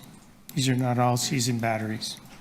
And as Josh has said, we are stuck in between two conflicting policies. One, which is to support an important niche in our customer base, and the other is to protect the company and people who use the system, both employees and customers. So it's a tension, and we had to dance this fine line. But when we saw the warranty explicitly say these are 3-season batteries, it pushed us into the board submission as written. So I don't know if anyone has commented on that or can validate what I said. Are you aware of the warranty explicitly? Sorry, Josh, over. Yeah, I just agree. Really, much of this was driven as one of the data points by our review of the warranty of the bike in question in January, but many, many others. And almost in every single instance, they strongly recommend against winter usage. I think the term they use is 3-season warranty, 3-season usage only, which is kind of the same thing, but it's more explicit. Thank you. Next, we have Commissioner Jagdale, 5 minutes. Thank you. It's been a while since I was here in person. Thank you, Chair Myers. If this accident happened inside of the tunnel, what could have happened? Through the chair, it would have been catastrophic. People would have died. Yes. And from a fire dynamic perspective, one of the leading causes of fire deaths is smoke inhalation. And if you look at the video, the propagation and rapid failure and smoke migration into the occupant compartment was so rapid. Without their ability to exit on the platform, there would have been critical injuries and/or possible death. Indeed. And could you elaborate a bit more for us on the differences between this fire and a regular fire that may have been caused through all those chemical conjunctures of oxygen and beyond, and how they may contribute to smoke inhalation? Yeah, the unique thing about lithium-ion battery chemistry is when the failure occurs, it is rapid. It's not a developing fire over time that, a fire normally needs fuel and it builds in size and intensity. These fail, and they fail rapidly and quite violently and eject cells upwards to 20, 30 feet at times, and you have hot gases and vapors that are on literally a flame front moving across the space. Highly volatile and highly dangerous. So it would be fair to say that we are effectively, we would have created a situation where people would have died, there would have been significant casualties, that a fire like this is not like a regular fire. This happens rapidly, almost instantaneously. Would those two assumptions be fair to call out? Yes, and I'll add a component, and very unpredictable. And then if it's unpredictable, and we know that salt water and the conditions that occur in winter weather aren't compatible with these machines, hence the reason why the manufacturer of these machines claim that these machines only should be operated within 3 seasons. It also kind of turns into a ticking time bomb, and I hate to use that word. Well, not only the weather exclusion by the manufacturer's recommendation, there's also other factors that we're seeing. First and foremost, the use of non-certified batteries or non-compatible batteries is a concern. The use of damaged batteries is causing failure, not following manufacturer instructions, as we just mentioned, and device alterations. We're actually seeing batteries being daisy-chained with other batteries to allow for a more capacity, and they're not designed for that purpose, and they're failing and causing pretty significant fires. Okay, so sounds like the takeaways from these questions is if we're in this situation, people may die catastrophically. Lithium-ion batteries are incredibly unpredictable and could be set off like a ticking time bomb at any moment in time. These are vehicles that shouldn't be used in the winter, though are being used in the winter against the advice of manufacturers. And our liability to this looks like what?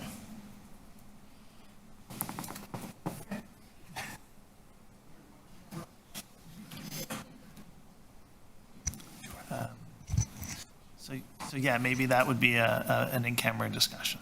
Sure, and if it's an in-camera discussion, then that sounds quite serious to me. I don't know, seems a little iffy, but I'll rest my questions at that. If I can just add one further point, the research and data has shown that certified batteries, and there are some certifications in globally that have been shown to demonstrate that the batteries undergone strict testing. Currently, there's a UL certification that in order to get that certification, which this incident from December 31st, that battery was not UL certified. So I don't want to leave the impression that all lithium-ion batteries are not safe. It's just in the context of how they're being used, if they're being modified, and if they're certified, the lack of that increases the risk. Sounds like a disaster. Thank you. Thank you, Chair. Thank you, Commissioner Jagdeo. Commissioner Osborne, please, 5 minutes. Yeah, a few of my questions have been addressed. One of the things that occurred to me as we're looking at this is twins in or drafts in behind the City of Toronto's micro-mobility strategy, and I'm wondering how the city itself is dealing with this. To the extent that, if there is a real risk that we are actually facilitating the use, whether it's on TTC infrastructure or on city infrastructure, bike lanes and so on, for the kind of use of these batteries in conditions that are not recommended by the manufacturers. So I'm wondering if we have spoken with the city, with this department, and if there is some way that we could work with them to keep these batteries off our vehicles, because at least if there's an incident in the open air, people are safe.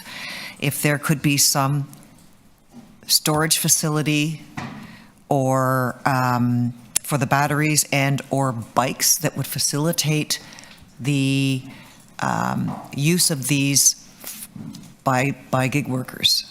Anyway, so question is, have we worked with the city at all on this matter? Through the chair, yes, we have worked with the city on this matter. To the question around specifically additional e-bike storage or battery charging, that's something that we recognize as an issue. What we know from many of the users of our subway system is that part of the reason the e-bike is traveling on the subway is to preserve a charge.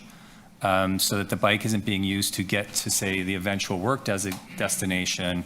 And so to preserve the charge, it's being kind of carried on our subway system. And so we appreciate that and how important that is to many gig workers to perform their responsibilities. And so happy to have conversations with the city about the provision of more storage and charging. Our conversations with them to date have been more focused on issues around fire prevention and aligning our recommendations with theirs. Having said that, they do have a micromobility strategy that does encourage the use of these types of devices. And in the event that we come up with whatever it is, a ban, some conditions, or, the Wild West, who enforces whatever it is we decide to do here today and going forward? And what are the implications of the demands that we would be making on whoever it is who's enforcing this? Through the chair, in all likelihood, this would fall to our special constables in the system. We would also want to train up some station staff so they knew what to look like. But because of the nature of the enforcement side of it, would fall to special constables who, I think, as everyone in this room knows, has a lot on their hands. But it would fall to them and to train them up to recognize and be able to kind of enforce like Metrolinx does. We have a lot more points of entry, as it was mentioned earlier, and it would be difficult for our special constables to cover that area. I know that in the Metrolinx instance, they're actually only enforcing at 4 stations, mostly on the Kitchener line. And so I think they've targeted their enforcement. And so it might be a situation where, because of our limited resources with special constables, that we might have to also be more strategic in how we target those enforcement resources. That's it for me. Thank you. Thank you, Commissioner Osborne. Commissioner Sachs, 5 minutes, please. Yes, thank you. So I'm not sure who this is to, but we've heard several times that the e-bike battery warranty is only call for 3-season operation. Well, I am looking at numerous battery warranties across Canada. None of them say that. For example, you're aware that the Envo battery warranty has no seasonal restriction?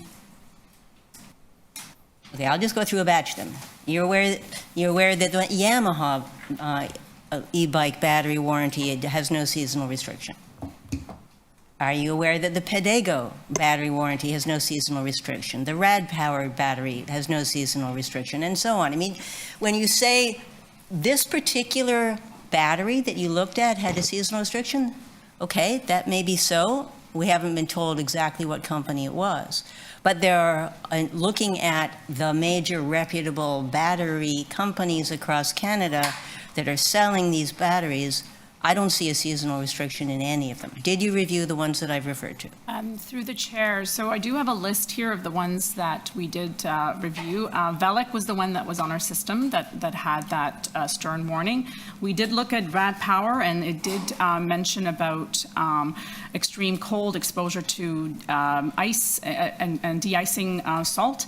Velotric was another one. We was another one. Rambo Bikes, Ride One Up, and Bluetron. So there was a number of North American ones that we had a look at that had some form of restriction around, it might not have said seasonal, but it was related to exposure to winter type conditions, exposure to road salt, and cold temperatures. Right, well, I'm looking at the Rad battery right now on my website, and they do say that in cold weather the battery may not go as far, but they don't say you can't use it in the winter. They don't say don't use it in the winter.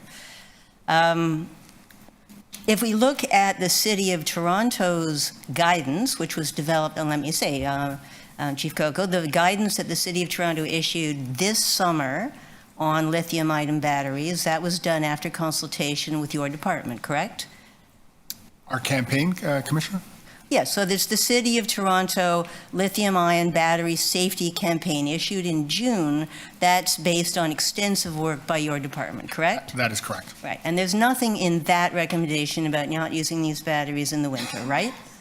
That's correct. We identified 4 top risks. Exactly. So, something about charging, nothing to do with the TTC. Never tamper or modify, which is again consistent with what Metrolinx has done. Only use certified batteries, again consistent with what Metrolinx has done. If you could say yes instead of nodding your head. Sorry, Commissioner. Yes. And then stop using it if there are signs of problem like odor or change in color or change of shape, correct? That is correct, yes. Right, so those are the key. So we had a question, what is the city doing? The city has a safety campaign. It has specific recommendations. None of them are about winter, right? That is correct. Okay. Now, the battery that did catch fire, it was not a certified battery. It would not have been, it was not a permissible battery on Metrolinx, correct?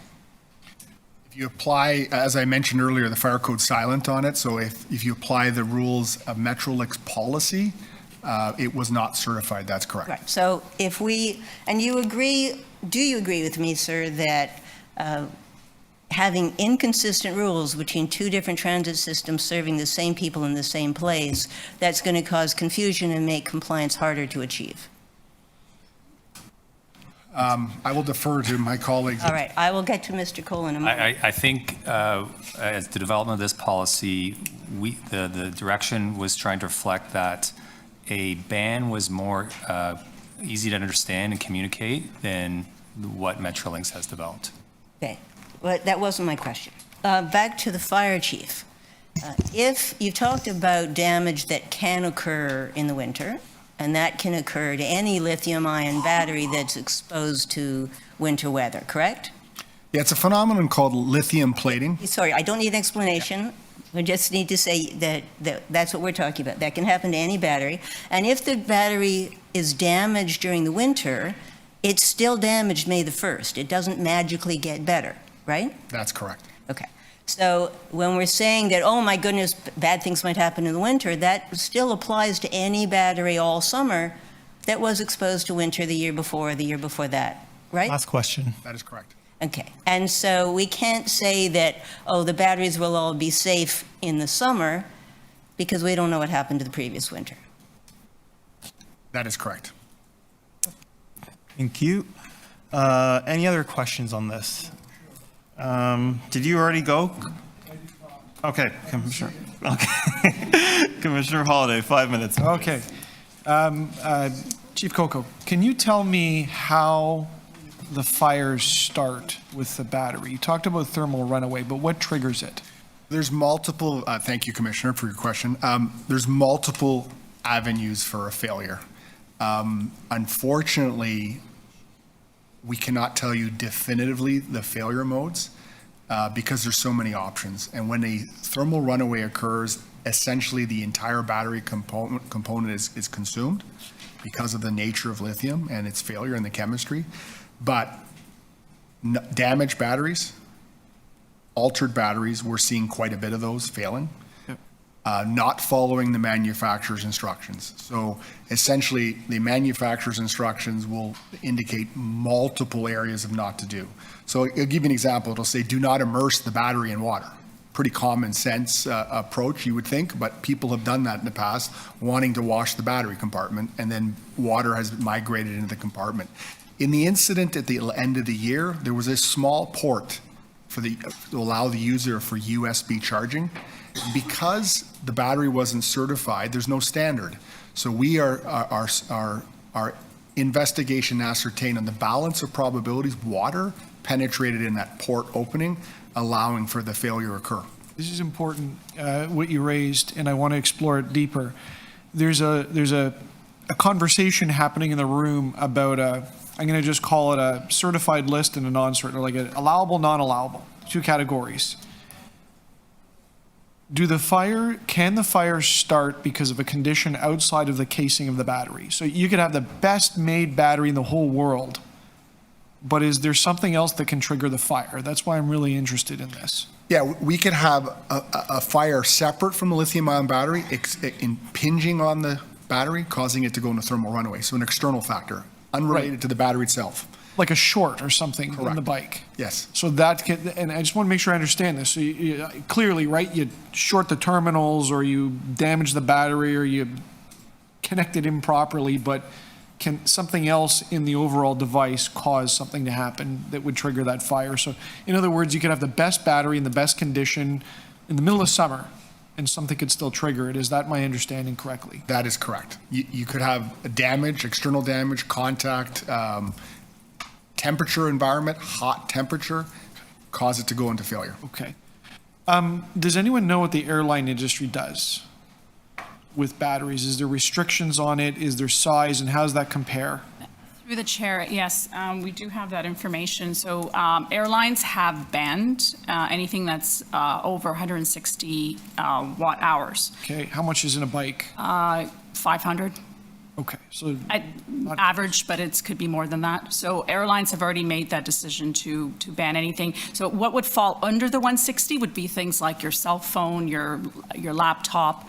Those would be allowed, but anything over 160 watt hours would be banned. Okay. Again, back to the conversation in the room. If the TTC was directed to have I was going to call it a no-fly or a fly list, but two lists of what is okay and what's not, how would we operationalize, or could we even operationalize that? Considering all the bits and pieces, right? So there's the batteries themselves, there's the bikes, there's modifications, there's potential wires that get shorted, all those things. That's what Metrolink seems to have, right? Somebody is looking at them and applying a sticker. How would that look here?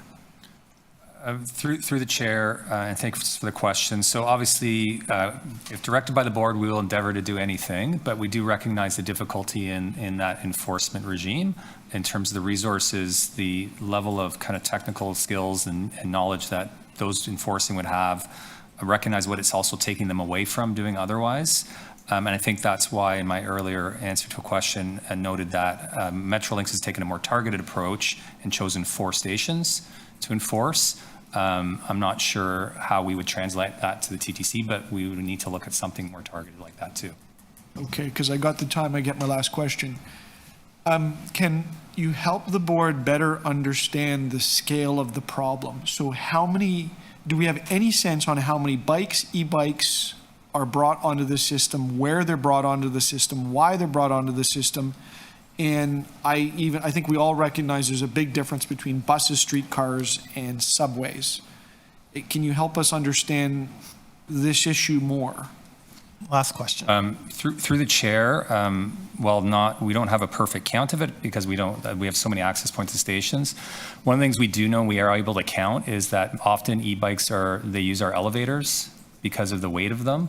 And so we know that through those counts, we probably have a couple hundred a day on our system. So that gives you some indicator. That would not be that's a proxy number we would be able to offer. But certainly they're increasing in use and frequency on our system. I have a first round. Are there any other questions for the first round of questions? No? Okay. Just reset my time. So I guess the first question I have is, if you remove the batteries from an e-bike, does that lessen the risk of a fire? Thank you, Chair, for the question. Remove the battery and not place it on the train, or remove the battery? Remove the battery, carry it in a separate fireproof bag. If there was a certified packaging container that underwent testing, that would greatly eliminate the risk, because any failure would be contained in the packaging and not break out into the greater train compartment. So that would be an increase in fire safety. So if we were to say that all batteries have to be removed and placed in a fireproof bag, would that have some impact in lessening the risk of a fire? I would say that would lessen the impact if we're targeting lithium-ion batteries. Your standard lead acid batteries don't create this danger because they don't behave the same way, and I would concur that would lessen the risk. And I see on the platform that we do have fire extinguishers available. Are fire extinguishers useful when combating a fire caused by a lithium-ion battery? Unfortunately, no. No. There is no mechanism to extinguish a thermal runaway once it goes into thermal runaway. I know there's a bunch of research being undertaken right now to solve this problem, but to date, I have not seen any credible solutions that have achieved certification and have shown to actually extinguish the thermal runaway. Thank you. And I guess just to pick up on Commissioner Sachs's line of questioning, there's no guarantee that once we get to May, the batteries will suddenly be okay if it's already past its useful life expectancy. So should we therefore not just ban them completely? If we were going to go with a ban, does it really make a sense? Does it really, what's the difference between winter and summer? That is a great question, Chair. And I would say that the fire safety risk is with lithium-ion batteries. If you don't know the history, if they're not certified, if you don't know how they've been maintained, that risk is 12 months a year. There's multiple factors in the failure, one of them being weather exposure. But if you looked at the global risk of a lithium-ion battery, I would share your comment that yes, the risk is present 12 months a year. Are we looking, as a City of Toronto, are we looking at expanding this ban? So, for example, banning them in Toronto community housing? In regards to occupied structures, the Ontario Fire Code does not have any jurisdiction because the code has not been written to address it. However, we can currently limit the storage and usage of these devices in common hallways. The code already addresses that. But in regards to your personal space, your suite, we have no jurisdiction to dictate what you bring in there. But in the hallway, staircases, and common areas, it is a violation of the fire code to have any combustibles. So we do actively enforce that now. Thank you. Is there anyone here from the Racial Equity Office? Okay, great. Thank you. Were you involved in the analysis of this report? As we heard from Cycle TO, we know that the bike couriers are disproportionately racialized. No, our office was not involved in this report. Do you think your office would have added value to the report in terms of coming to a decision, helping the board come to a decision that was equitable, recognizing that this would have a disproportionate impact on certain people within our community? I think the Racial Equity Office can add value in the understanding of the impact on different groups who may use these devices and would better inform or also inform the decision that you folks will have to make. And I know the name is the Racial Equity Office, but would your office also be able to do an analysis as to what the impact might be on people with disabilities? We do have that ability to do that, yes. Both good and bad, because I'm sure there are people who have disabilities who would say you should ban them versus people who have disabilities who are saying that they need this. Absolutely. So I guess my question is, why wasn't the Racial Equity Office brought into this conversation or this analysis when we know, even casually, that this would have a disproportionate impact on equity-deserving groups? Through the chair, to answer that, I think we strongly considered and fully recognize those equity impacts. We did not do a formal assessment, I think in part because the original direction was to assess fire safety. And so I think that's why we landed there. But recognizing we fully kind of acknowledge the equity impacts that this could have. And there is an equity section in the report, correct? Correct. Through you, Mr. Chair, correct. You did realize that there is an equity impact. And we had a very similar conversation when we had the public Wi-Fi conversation about we have a racial equity office, we should be using them, leveraging their research expertise. Through the chair, correct.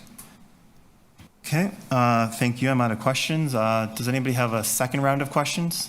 Councillor Holiday? Sure. Does it matter if a battery is charged or discharged with respect to its risk for igniting? Through the chair, thank you for your question, Commissioner. Some of the leading research studies have shown that a battery that has less than 30% charge state presents much less risk. That's some of the most research is around below 30%. It's risk. Do lithium-ion batteries allow themselves to get to 30%, or do they cut off? Some of the programming and what I call electronic control modules have distinct design features. Essentially, if the battery is charged, it needs to be dissipated to draw that power down. So it won't just dissipate on its own. In terms of what we know with respect, there's going to be a handful of use cases about why people bring e-bikes, bikes in general, onto the system. We heard a little bit from the speaker today. Would we suspect that people that are bringing bikes onto subways, at least, are trending towards the larger, high-capacity, frequent use bikes? Or is it kind of like the tourist bike that I bought at Costco and use once in a while? Or is it even impossible to answer? I don't know. Through the chair, from our station staff and some of the counts we're doing, it is trending towards, I would say, the bikes that are used for commercial use on our system. So bigger batteries, because they come in different sizes, right? I'd certainly say bigger bikes, but that seems to be the trend. Okay, I want to change my questioning off the batteries and more to the bikes themselves more generally. I noticed the weight, like 75 kilos is a lot. I also know that bikes roll and things come to fast stops. So there's some conversation in this report about putting bikes on the front of buses, and there's also just bringing really heavy things onto the system. Have we looked at that, and do we have thoughts on transporting heavy goods that roll? And like classic safety risks, not fires, but just things sliding around. Through the chair, I guess the answer is yes. We do have existing policies on the books about large items and in turn heavy items on the system. That would be with time of day, but there are also existing policies in the books that would allow us to kind of restrict or refuse entry on some items that might fit that description. The other thing I would add is that we certainly have feedback from our customers, our non-e-bike using customers, that especially in those crowded times on the subway, that as those times become less just in the peaks, that they are feeling they're lessening the customer experience for other riders. So yeah, that was my last point is, we have peak hour restrictions, but I asked you before about, what is the shape of the use of the system and is it changing? And the answer I got back was yes, like Saturdays are busy, I think or weekends maybe is what you said. So like, do we have a longer term problem here where the crowding is in different times and they don't match? So how could we possibly enforce or create some reasonable expectation for an e-bike user of when they can bring their bike if it's off peak, assuming not in the winter if we pass this report? Through the chair, it's a fair question that as our travel patterns shift, and this could be applied to a hockey bag as much as an e-bike, sure. Where we've traditionally enforced in the peaks because they've been predictable and during the week at those AM and PM rushes, that's probably something we have to continue to look at as our travel patterns shift.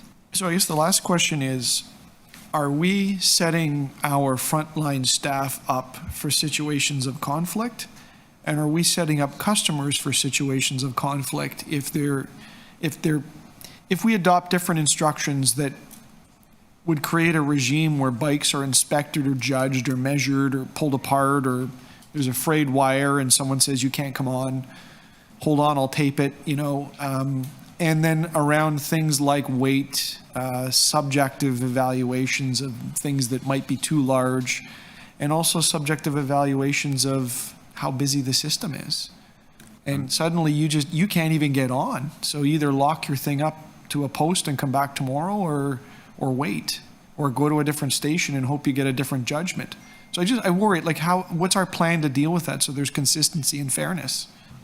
I think through the chair, I suspect that it would fall to our special constables because of the fact you might be denying someone entry to the system and some of the special skills that would be required to handle those situations. Thank you. Commissioner Osborne, 5 minutes, please. Yeah, just carrying on from Councillor Holliday's questioning, I'm wondering if The union was consulted in the preparation of this report, and I would ask both of the people who represent the people who would be enforcing this, and then secondly, the in particular subway personnel, just because obviously in a contained space, it's pretty clear that's where the highest risk is. Through the chair, yes, we did meet with the union about our recommendation. Both, we met with 113 as well as 5089. So 5089 would be the fare inspectors and special constables. They are supportive of the recommendation. In fact, I think they're more in line with going with a complete ban. So, yeah. Thank you. Any other questions? Commissioner Sachs, 5 minutes, please. So I know that we mentioned in the report that there's a significant number of bikes on the system during peak hours. Our existing rules already prohibit bikes on the system during peak hours, isn't that so? Through the chair, that's correct. And what are we doing to enforce that requirement? I mean, we talked about crowding, we talked about the impact on other people. What are we doing to limit large items, hockey bags, bikes, the many other giant things that I see people carry on the subway during peak hours? Through the chair, for the peak hour restrictions we have in place, it would fall again to station staff and special constables, and they would be enforcing that, recognizing that we have a relatively porous system with lots of points of entry, and so they are to be enforcing it. Right, so one reasonable place we could start would be enforcing our existing rule that no bike should be on the system during peak hours, right? Through the chair, and it identifies in the report that one of the steps we would want to take is to beef up enforcement in peak hours. Right, so that would be a reasonable place to start if we're worried about problems with bikes on the system when it's crowded. Yep, through the chair, we would, as I said, intend to increase enforcement then. And that applies to all bikes? Through the chair, that would be all bikes.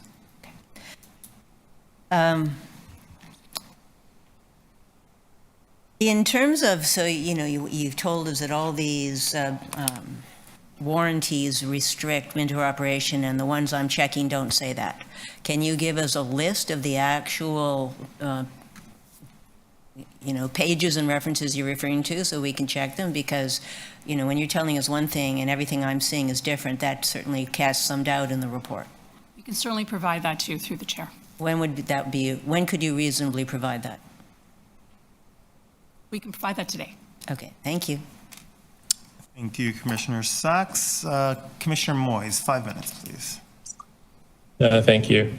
I wanted to go back to something the chair mentioned around the racial equity piece and the section of this report. Who completed this section of the report around the racial equity piece? And what qualifies them, that person, to complete that section when the racial equity division did not have an input in it? Through the chair, the racial equity office did not contribute to the report. I think that's what we're suggesting. I know, but there's a section here that was completed, I believe. Through the chair, there's an equity analysis section of the report, and that was completed by my team. And why not by the racial equity office then? What qualifies your team to complete that section? Through the chair, while we deliberated quite a bit on the equity issues, because of the nature of the direction of the motion to focus on fire safety, we did not formally involve the office. Okay. I mean, going forward, though, I think that's something that you need to automatically consider rather than it being an afterthought. Through the chair, agreed. Thank you. Thank you, Commissioner Moyes. Any other questions? No, I had some additional questions. So regarding the ban on bikes, just any bike during rush hour, who enforces that? Through the chair, that would be enforced by our special constables and through our station staff. So if we were to adopt additional regulations on e-bikes, would it be unreasonable to say that station staff, in addition to special constables, would be the ones enforcing those rules, rather than just special constables? Through the chair, we would need to train up both of those groups to hours. Second question, is it normal to introduce a ban on something that's been widely used, I'd say, with 2 weeks' notice? Like, is that how the city of Toronto generally does? And that's not a trick question. That's just me. We're introducing this ban in November 15th, so that's about 2 weeks away. Through the chair, this came out of the direction that came at the beginning of this year. So the notice period for the ban, I think it's a fair question to ask of what that notice period should be. What we're endeavoring to do with this is to get ahead of the colder weather. Thank you. And I guess back to the fire chief, when we brought in regulations for rooming houses, how much time did we give those operators to comply? Even though some of those structures as currently operated did present risks in fire, and in some cases, maybe not immediate fire hazards, but they were not set up for the safety of the residents. So, thank you, Chair. If the violation is not that would constitute an immediate threat to life, we, from normal practice, depending on the nature of the engagement, it could be anywhere from 3 months to 9 months to if procurement needs to undertake in construction and repairs. But if it is immediate threat to life, we insist on compliance immediately, forthwith. It's all depending on the circumstances. Right, so immediate threat to life would be, for example, exposed wires versus maybe they are not set up with a second exit. That's correct. We would insist on interim measures to mitigate that risk in the short term.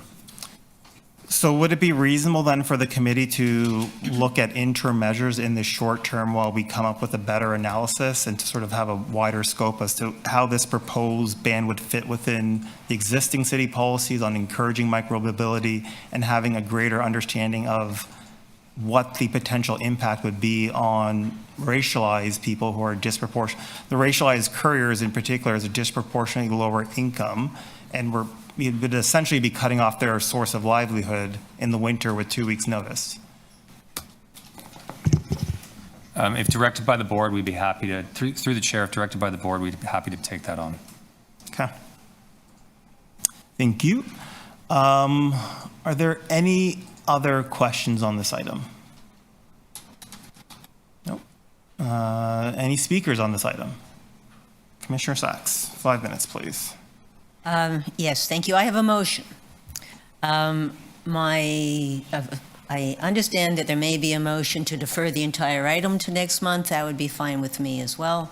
But if we want to do something today, then I think we should be building on what the city and Metrolinx have already done. As we've heard from Michael Longfield, the proposal here is bad for enforcement because it's going to set up confusion with different rules between Metrolinx and the city's own advice and what the TTC proposes to do. It's bad for equity. It's bad for seniors. It's bad for people with disabilities like me who depend on an electric assist bike. It's bad for climate. It's bad for congestion. I think it's an over-the-top response to a problem we haven't had yet. The only fire that there's been, admittedly, it was a very frightening fire. It was not a certified battery. It would not have qualified under the Metrolinx rules. There hasn't been a fire with a certified battery, as far as I know, in any transit system in Canada. And so if what my motion requests is that we follow the categories we already have.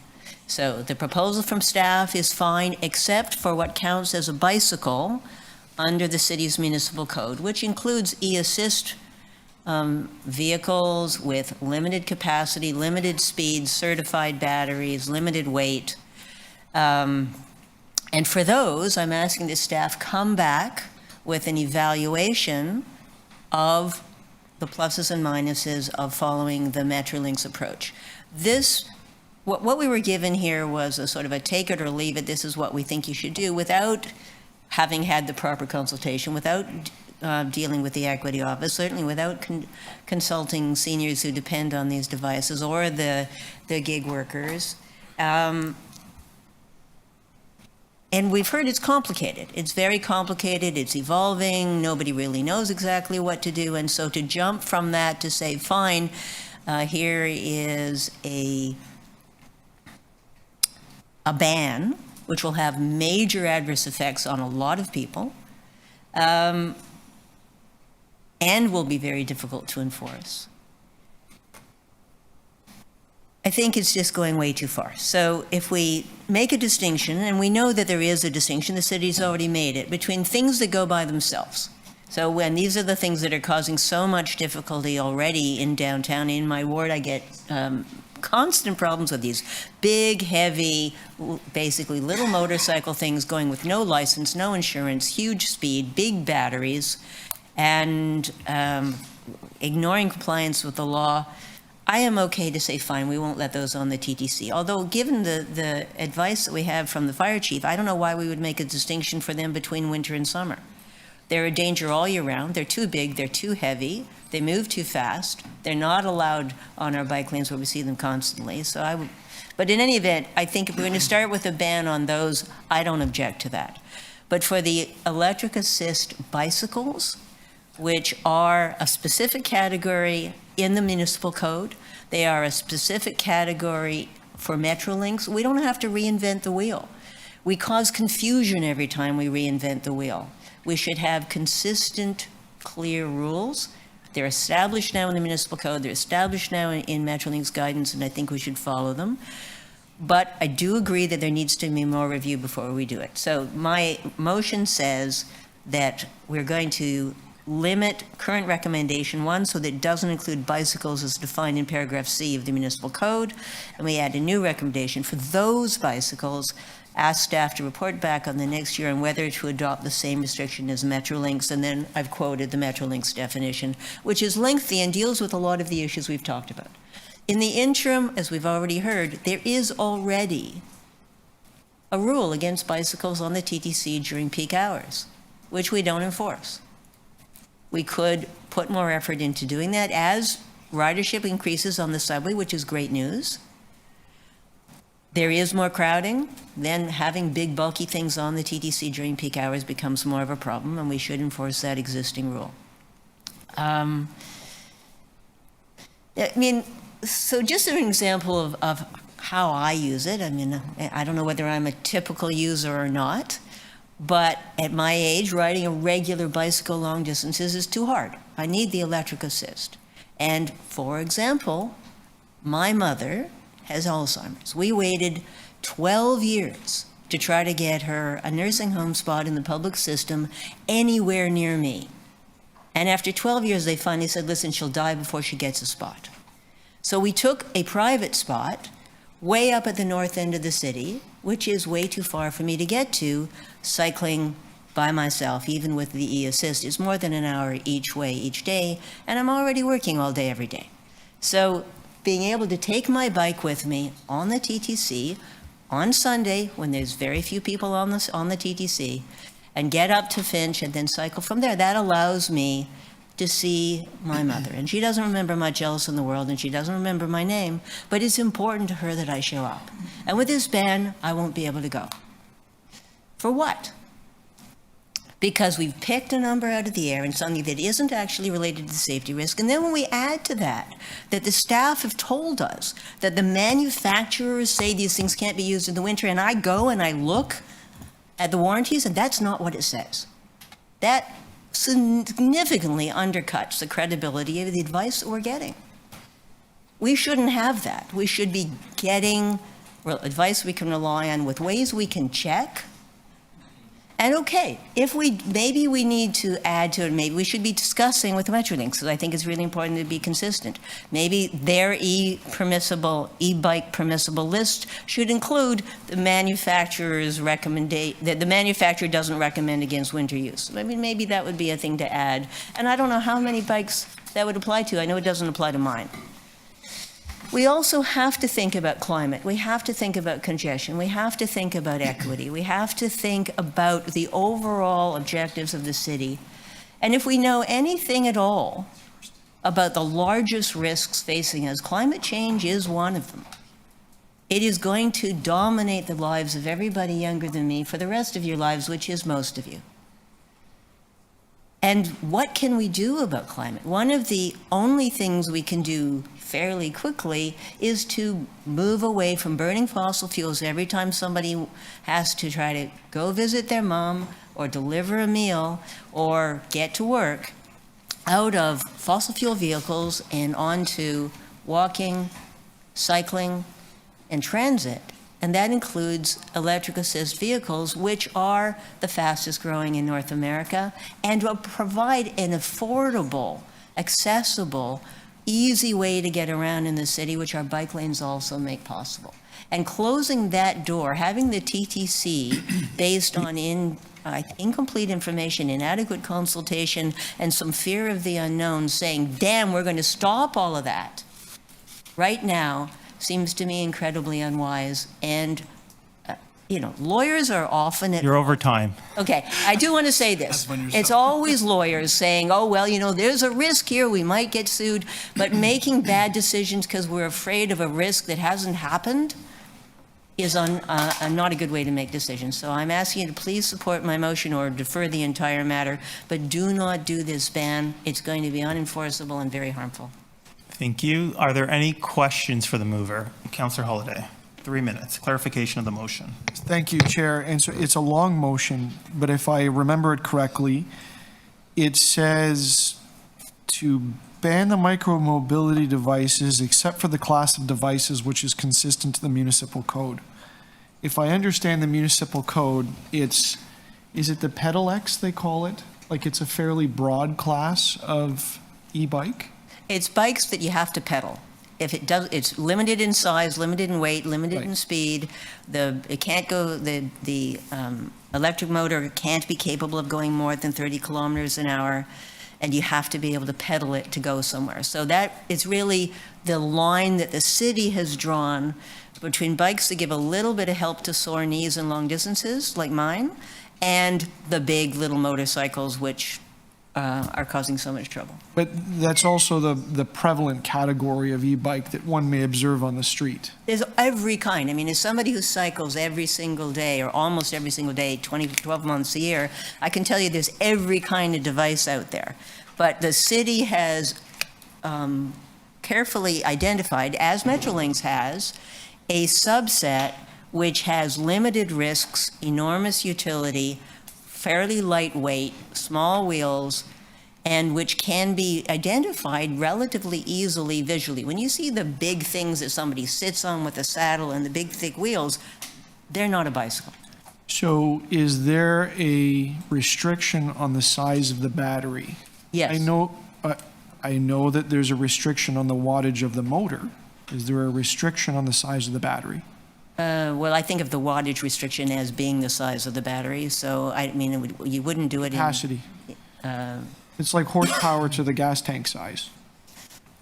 Yes. Well, what we have is what we have in the definition in the municipal code. I don't think we should be making up at the TTC our own definitions. I think we should be using the definitions that exist, and there are two. And we should be, so what I've said is if it is in this limited category of electric assist bicycles that the municipal code already defines, that we shouldn't decide those today. We should ask staff to come back with a better report that looks very carefully at the Metrolinx standard, and we know that there are many advantages to having the same rule as Metrolinx for people who are transferring one back and forth. We had this when we talked about the fare integration. Many people use the systems in an integrated fashion, and we shouldn't have separate rules without a really good reason. So the Metrolinx standards, are they representing a subset within the category of the bikes defined in the municipal code? Are you thinning down the numbers? I just want to understand the utility of the review. Yeah, it Last does question, thin it Councillor down. The existing municipal code limit doesn't have all the details that you have in Metrolinx about EN 15194 and UL 2849, for example. So the Metrolinx definition. They've worked hard on it, and it is a subset. And I think it's a reasonable subset, again, specifically because of the enormous importance of consistency.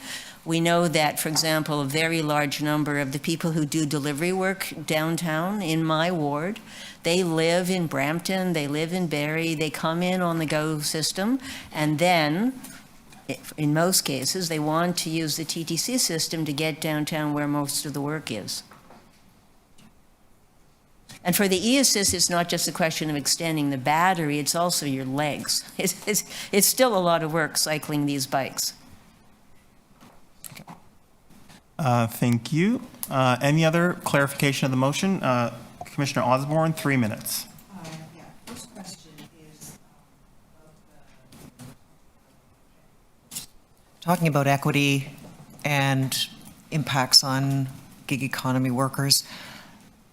My own, and this is anecdotal only, is that a lot of those bigger bikes are actually used for food delivery service and so on. So I'm just wondering if this captures some people that you would not have intended, this proposal? Thank you. If I had been starting from scratch to write a definition, I might not have drafted this exact definition. But I don't think we should be starting from scratch. I think that the importance of consistency is so important. I mean, as you know, Julie, I used to be a prosecutor, and my PhD is in enforcement, and I spend a lot of time thinking about how can we make rules that can be enforced. And every time you set up a bespoke set of rules, you undermine the enforceability of the entire system. People do not understand it. And we've seen this now for 40 years. And I talked about Blue Box before because it's another example we know really well. When you have different rules and different pieces of the same system, people either give up or they just throw whatever, because it doesn't make sense. And for us to have a different rule than Metrolinx, for us to have a different rule than the city, makes no sense. So I didn't try to start from scratch. I started with, where do we have already clearly defined, identifiable rules that we could follow? And I think we should follow them. It's very good segue into my second question, and it is the practicality of enforcement. So we only have, I don't know how many officers and, manned personed subway areas, and I'm just wondering about the utility of having the restrictions that you've suggested. If in practical terms, we already can't enforce the rules that we have that are very almost binary. You're allowed in at a certain time or you're not. What is the utility of having this code if it's, in practical terms, it isn't enforceable? Well, I mean, you have a really good point there, Commissioner Osborne, which is, what is compliance and enforcement? What's the shape of it? And anything you're doing primarily with constables doesn't work. The primary factor that leads to compliance and high levels of compliance is essentially the consent of the community. And that starts with clarity. Anytime you have confusing rules, you don't have a high level of compliance. And you can't change that with, a small number of enforcement people. I've been in that spot. And so we want high levels of compliance. We're never going to have 100%, that's for sure. But the critical foundation of compliance is simplicity and clarity. And bespoke rules that are different in different parts of the transit system, they destroy simplicity and clarity. And also having the consent of the regulated community. So the gig workers weren't consulted.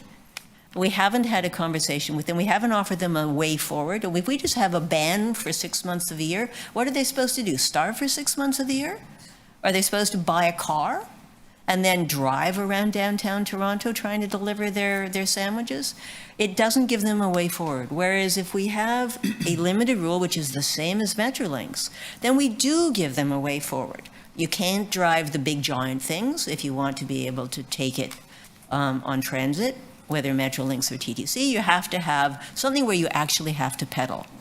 And if we give them a path forward, and those are also less expensive, then there is a reasonable chance of getting their consent to compliance. Whether if we're heavy-handed and say, basically, you can jump in the lake, you can't make a living 6 months of the year, you've got no place here, goodbye, we're not going to get their consent, we're not going to get understanding, and we're not going to get compliance. So if we just focus so much on ourselves and not enough on what it takes to get understanding and consent, we're going to have an unworkable system, and that's the direction that this report takes us.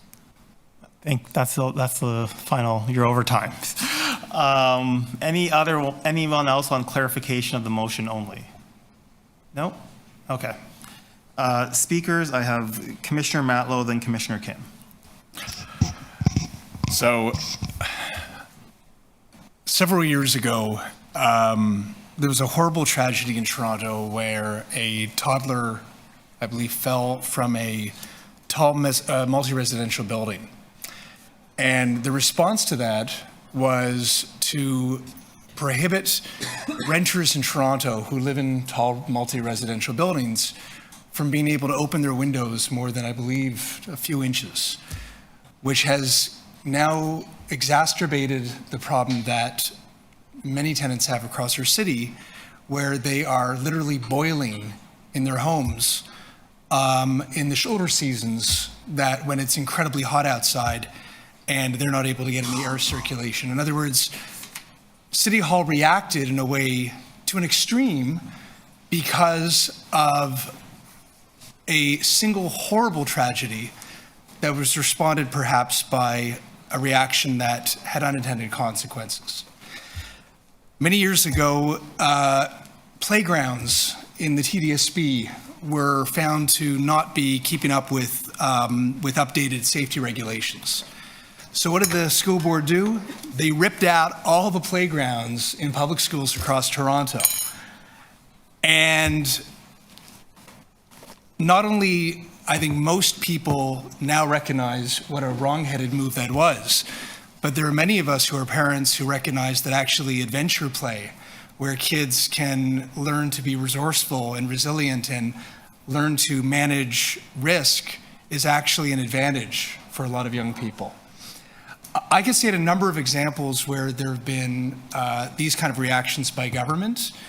When there was, whether it be, do you remember the Grenadier Pond? We almost banned people from skating on Grenadier Pond just because somebody might go through the ice.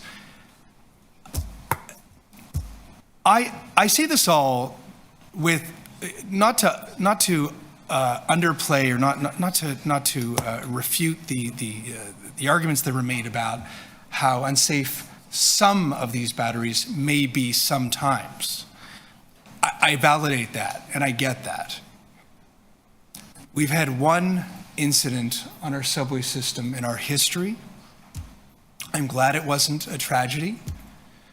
But before we simply react and set a ban that, as Councillor Sachs articulated very well, would have such a serious impact on the livelihoods of many gig workers, the health and well-being of so many people who are using them to get around our city, and use them for the last mile in many cases, in concert with using the subway.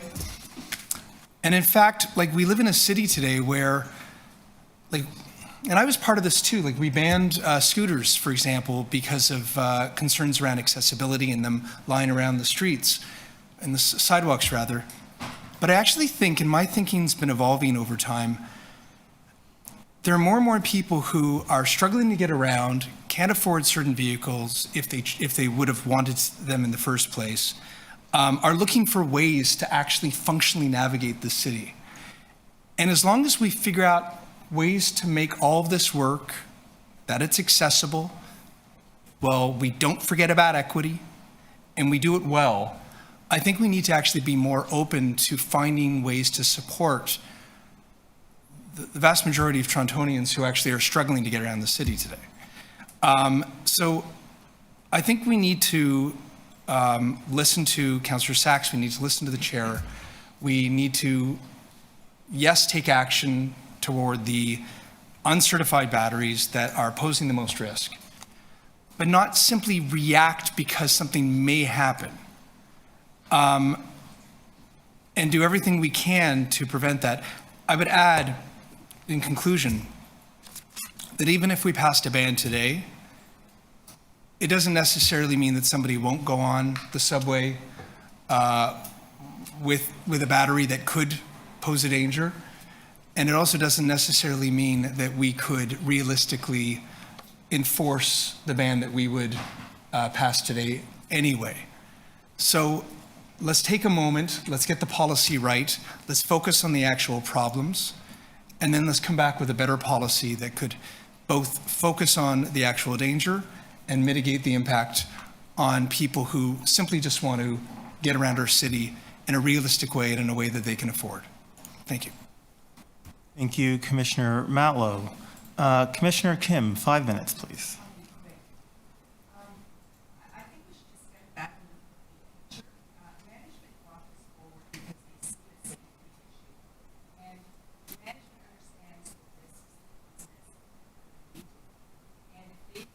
The risk, and if it didn't happen yet, that is a risk. If something already happened, it's no longer a risk, it's a problem.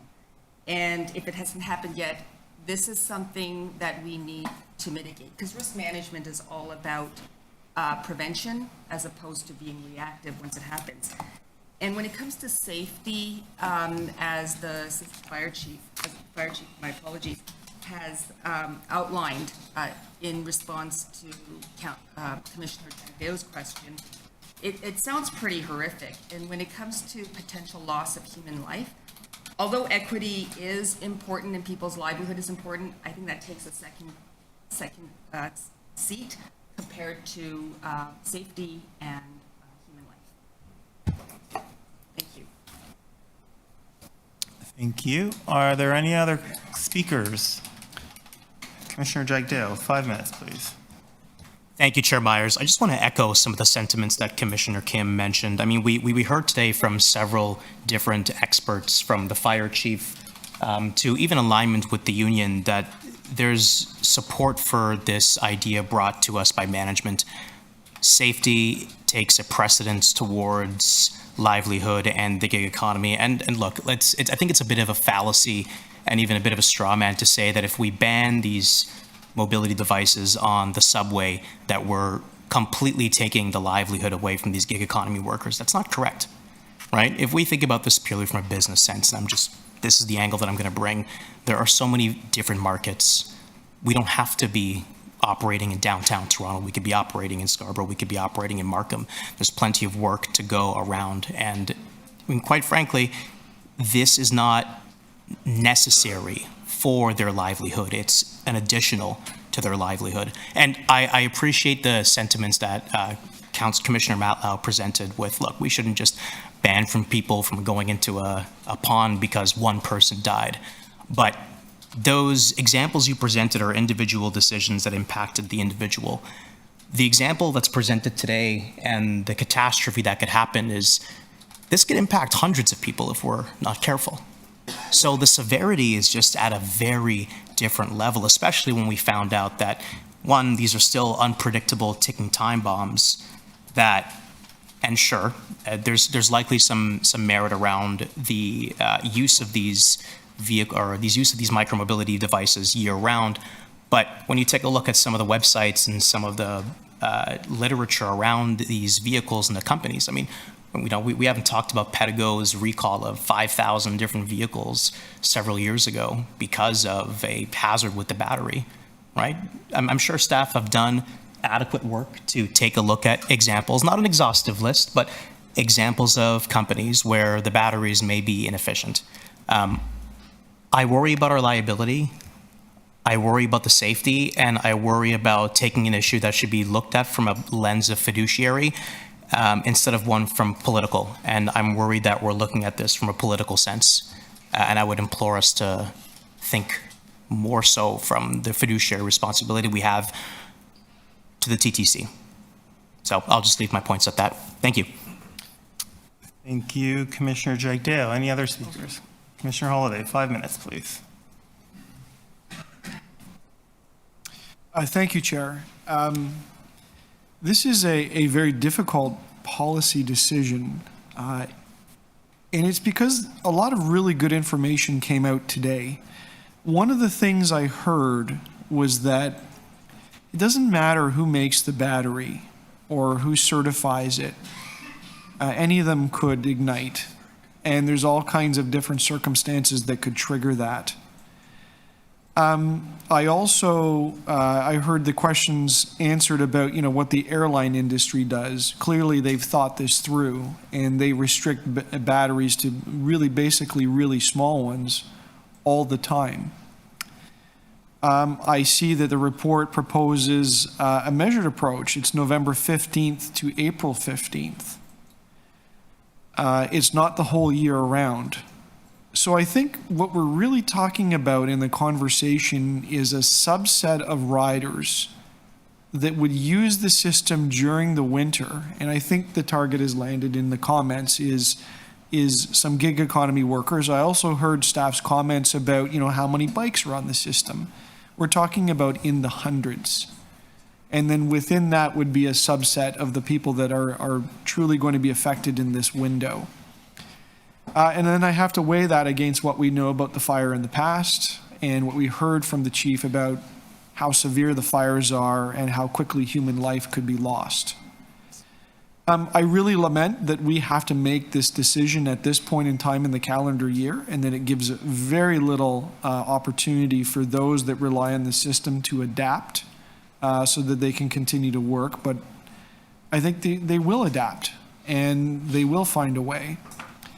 But I think this is a decision that has to be made in the interest of all of the riders and weighing out the severity of what could possibly happen. The last thing that I would mention to my colleagues that I think is important to think about is how difficult we could put the frontline workers into a situation where a conflict arises. I think it's a tall order to ask people to start to examine the manufacturer of a bike and whether or not it's a UL listed battery and what the condition of the bike is and how much it weighs and what shape it is and whether it fits the municipal code or not. I mean, that is a lot. And on top of that, to try to tell the public all of those bits and pieces and have them also figure out where their bike slots in on this, I think it just sets up for conflict situations, confusing situations, disappointment, ill sentiment of the TTC. And so the proposal before us is a very straightforward, clean set of rules. No e-bikes from November 15th to April 15th. I think most people can get that. So I think where I've landed on this is the staff recommendation is the right policy decision. The problem is the implementation of it, and perhaps there could have been more room for ideas and consultation and discussion leading into this. And it seems awfully fast that it has to be implemented, but I understand the winter season coming up. Maybe the short way of saying it, I would love to have had this conversation back earlier in the year. I think it would have been easier for us to process, but here we are and we have to do it, and that's why we're here. Thank you, Chair. Thank you, Commissioner Holliday. Any other speakers on the item? Nope.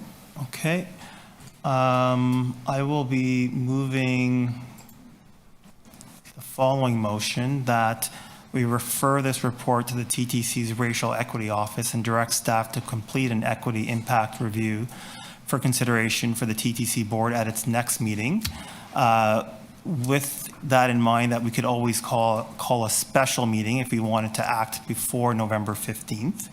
The review would assess the potential impacts that a ban on lithium-ion powered devices such as e-bikes and e-scooters would have on equity-deserving groups and gig workers, so this would include people with disabilities, and come back with recommendations for fire mitigation developed in consultation with TTC safety staff and Toronto Fire Services.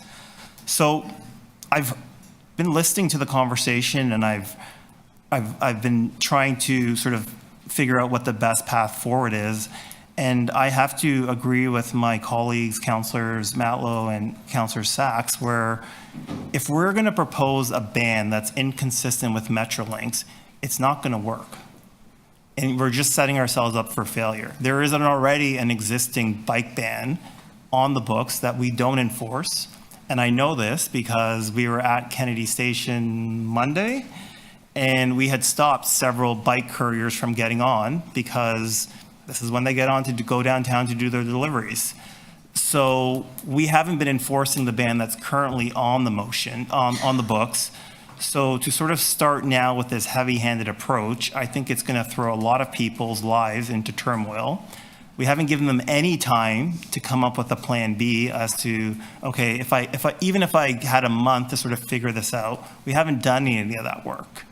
We don't know how this is going to impact people with disabilities, which is not City of Toronto policy. We always do that type of work before we go down this types of path. We don't know how this is going to impact racialized people that are the gig workers. We don't know how this is going to impact people in the suburbs who use this e-bikes to get to transit stations because often TTC is not adequate. And in listening to the fire chief, we've had one fire in the past 12 months. We've had lots of rooming house fires. I've had 2 since we brought in the regulations.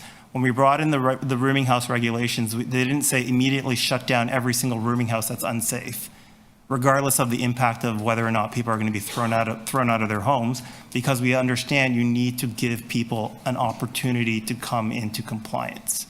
That's what anybody would expect if you were in that situation and this was your livelihood at stake, or if it was your ability to get around the city in an equitable way. So I think this is an approach that is done maybe for the right reasons. We all want a safe system, but I think we have to look at the impact in terms of, we definitely know the ban will have very real consequences for certain members of our community.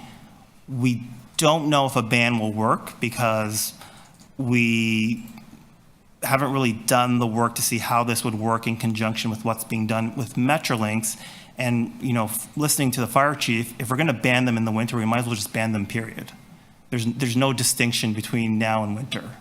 So if we're going to go down that route, we might as well just go down fully if we want to create the safest TTC system possible. But I don't think people want to do that because it would have huge implications for traffic, for equity, for the economy. So I think as commissioners, and particularly as councillors, we have to look at the big picture. That's our job. And not just sort of look at the narrow issue presented in front of us. So I'm happy to take any questions. Sure. Question about this motion, that motion, and the original motion, and that is that there was a request to go in camera. So I'm assuming you had a question relating to legal. I would be interested to hear what the outcome of that is. There was a comment from Commissioner Jagdeo, I believe, about liability, but I don't think we had a formal request. And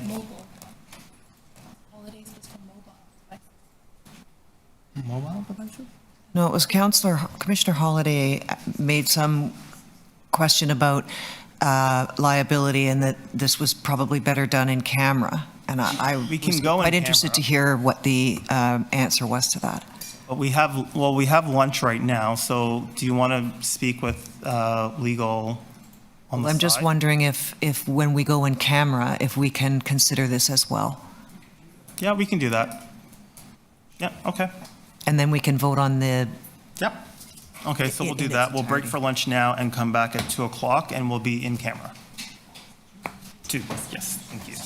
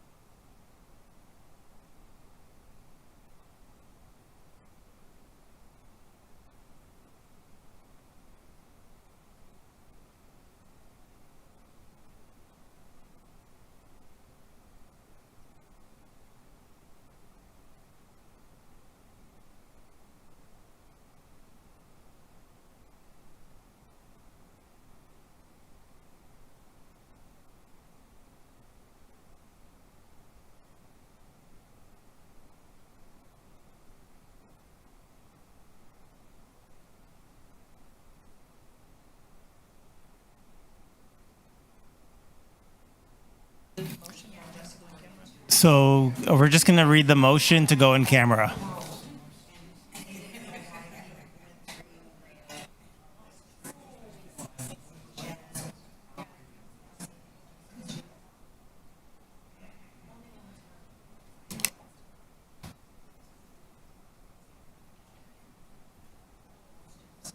And is the motion ready?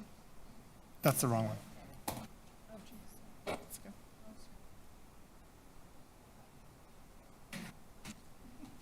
All good.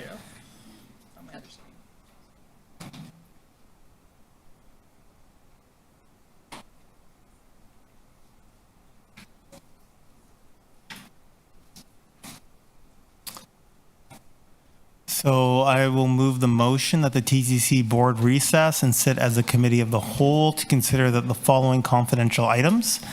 Advice that is subject to solicitor-client privilege, including communications necessary for that purpose. So item 4, the Wheel-Trans taxi service contract extension. Item 6, item 6, seasonal prohibition on lithium-ion battery-powered e-bikes and e-scooters. Item 10, procurement authorization, mobile devices and services. Item 8, TTC and CUPE Local 470 collective agreement ratifications and non-union compensation adjustments. And item 9, Chief Executive Officer mandate. And just to let everyone know, Commissioner Kim has a hard stop at 5, and Commissioner Moyes has a hard stop at 4, sorry. 5:30. So if we can keep the questions short. All those in favor? Yeah. Oh, opposed? Carried. Okay, let's go. Sure. Does the order matter? I mean, we were just having a discussion. We're going to stick with the ion batteries, the lithium ion, yeah. Okay.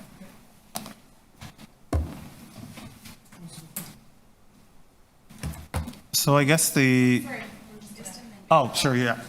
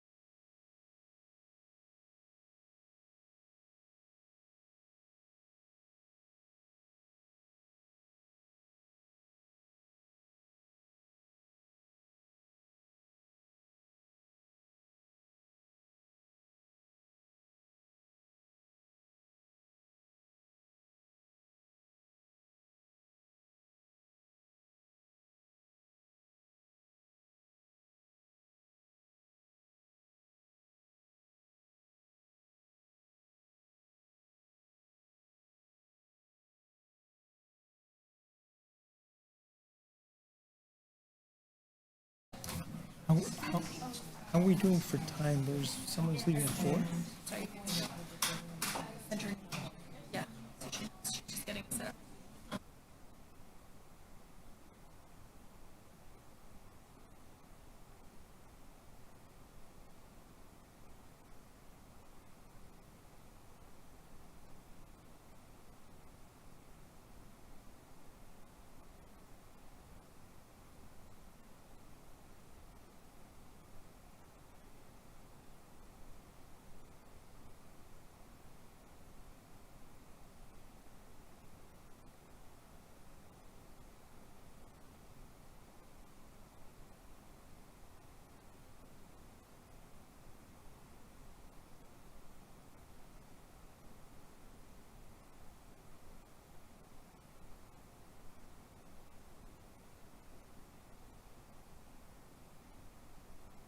Okay.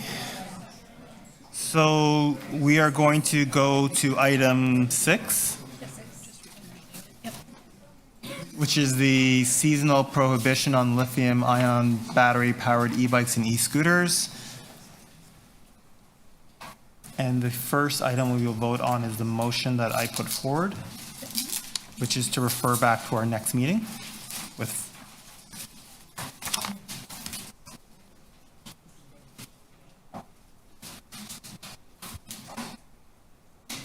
Okay. Okay, all vote? Okay, all those in favor?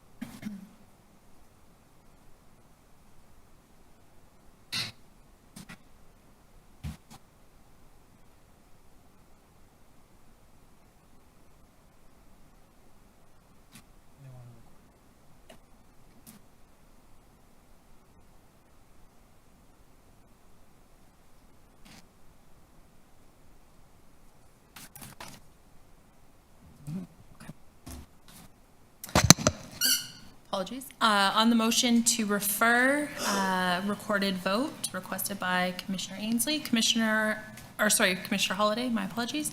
Commissioner Ainsley, not sure if you're there. Okay. Commissioner Holiday?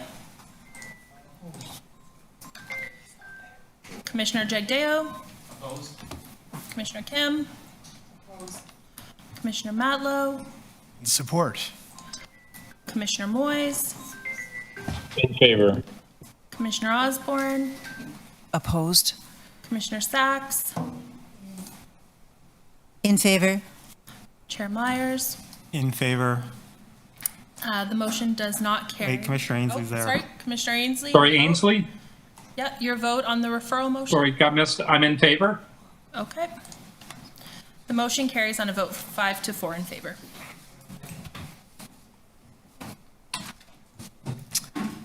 Next, we will. Next, we will go to item 7. Oh, sorry, Wheel-Trans. Okay, Wheel-Trans. And we have 2 speakers on the item. First is Glenn DeBearmaker.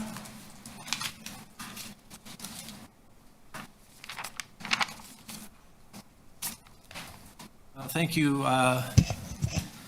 Thank you, Mr. Chair, members of the commission. I come here today certainly as a former member of the Toronto Transit Commission of over 12 years and got to work with some wonderful chairs like Chair Howard Moscow, Chair Adam Giambroni, Chair Karen Stintz, Chair Maria Ajamiri, and Chair Josh Cole, and I now currently work with the other former chair of the TTC, Paul Christie. So TTC has been a very important part of my life for the last decade. I'm very glad to be here today speaking on behalf of Co-op Cabs. And co-op, like the name implies, is a cooperative, just like a housing co-op or a credit union. We represent 900 drivers. The drivers do not work for us. We are owned and operated by the drivers. So everything we do is to make sure that the operators, the drivers, maximize their income, maximize their well-being, maximize their safety, maximize their ability to take care of their families, and of course to provide good service to the Toronto Transit Commission and the Wheel-Trans passengers that they pick up. Co-op's been around for 65 years and again has had a very long and strong and productive relationship with the TTC. I'm here again on behalf of Co-op Cabs and its 900 drivers to submit our formal support for all the TTC staff recommendations contained in the report before you today. As a cooperative, we believe the staff report is responsible, fair, and equitable. As the staff report outlines, there are many advantages to the TTC. I'll get to the advantages of the co-op, but in terms of advantages to the TTC and the current Wheel-Trans contracts, the recommendations before you give the TTC price certainty for the next 4 years. They freeze our management fees for us, co-op as a service provider, plus the other service providers that provide service with you. All of us are freezing our fees for the next 4 years. We are limiting and have agreed to limit driver compensation, which the TTC pays, to a maximum of 2% per year. We have agreed to work with the TTC staff towards EV clean vehicle transition strategy in recommendation number 3. We'd actually like to thank you for including the EV strategy and the direction to staff to work in cooperation with all the stakeholders on the EV strategy. And I can tell you today on behalf of Co-op Cabs, we are 100% in support of transitioning to zero emissions vehicles. But there are a lot of moving pieces to that commitment, and we're very glad that the TTC is having enough consideration for us as a partner of many decades to say, as we make this transition, we're going to work with you and figure out, for example, where the charging stations are going to be. If you've got a fleet of thousands of vehicles, how do you make sure they actually get charged? And you've just had the discussion about the batteries. But if you're a co-op cab driver, and like many of our co-op cab drivers, you're a newer Canadian, and you're renting a building, you rent in a building, you don't have a charging station in your apartment building, and you can't just put one in there for you to use. So there's a lot of moving pieces, and we're very, very glad that the TTC has asked us to work with them, and we think it's going to be a great relationship, and we'll work together to make sure we meet all of the city's goals. Just a final quick more comments. 100% of the drivers that we have and all the service providers have all had their approved vulnerable sector checks. So they've all been trained. They're all drivers that have been through police checks, and that's something that helps the TTC. And when you extend the contract, you're extending that pool of drivers who the police have reviewed and the police have given a green seal of approval. In terms of our ratings, in terms of serving the public, all of the service providers, not just Co-op Cabs, but all of them have ranked over 90% in their scorecards. Our Co-op Cabs, has received a score of 94.5% on the performance report card, and that's a score given by TTC staff. And I can say in my academic career, I don't think I ever got 94% on anything. So to have our co-op with 900 drivers receive a score of 94% excellence is great. We have the AVLs in place. We have the Presto systems in place. And finally, I mean, I think that's a very big package, and I think staff have done very well to negotiate these recommendations for you as a commission. What I'd like to say on the co-op side of the coin or the equation, we do appreciate that your staff sat down with us when we came to them and said, our driver's income was wiped out during COVID for 2 years, just like every other industry. There were no passengers for us to actually pick up and deliver to. So our income was decimated. And on behalf of the 900 drivers, I just want to say thank you and to let you know we're supporting every single staff recommendation before you today. Thank you. Thank you. Are there any questions? Oh, yeah. No? Well, we're at 4 o'clock now. We lost one person, and Commissioner Kim has to go at 5. Okay, thank you. Okay. Seeing no questions, okay, great. Next, I have Alan Mastrosov.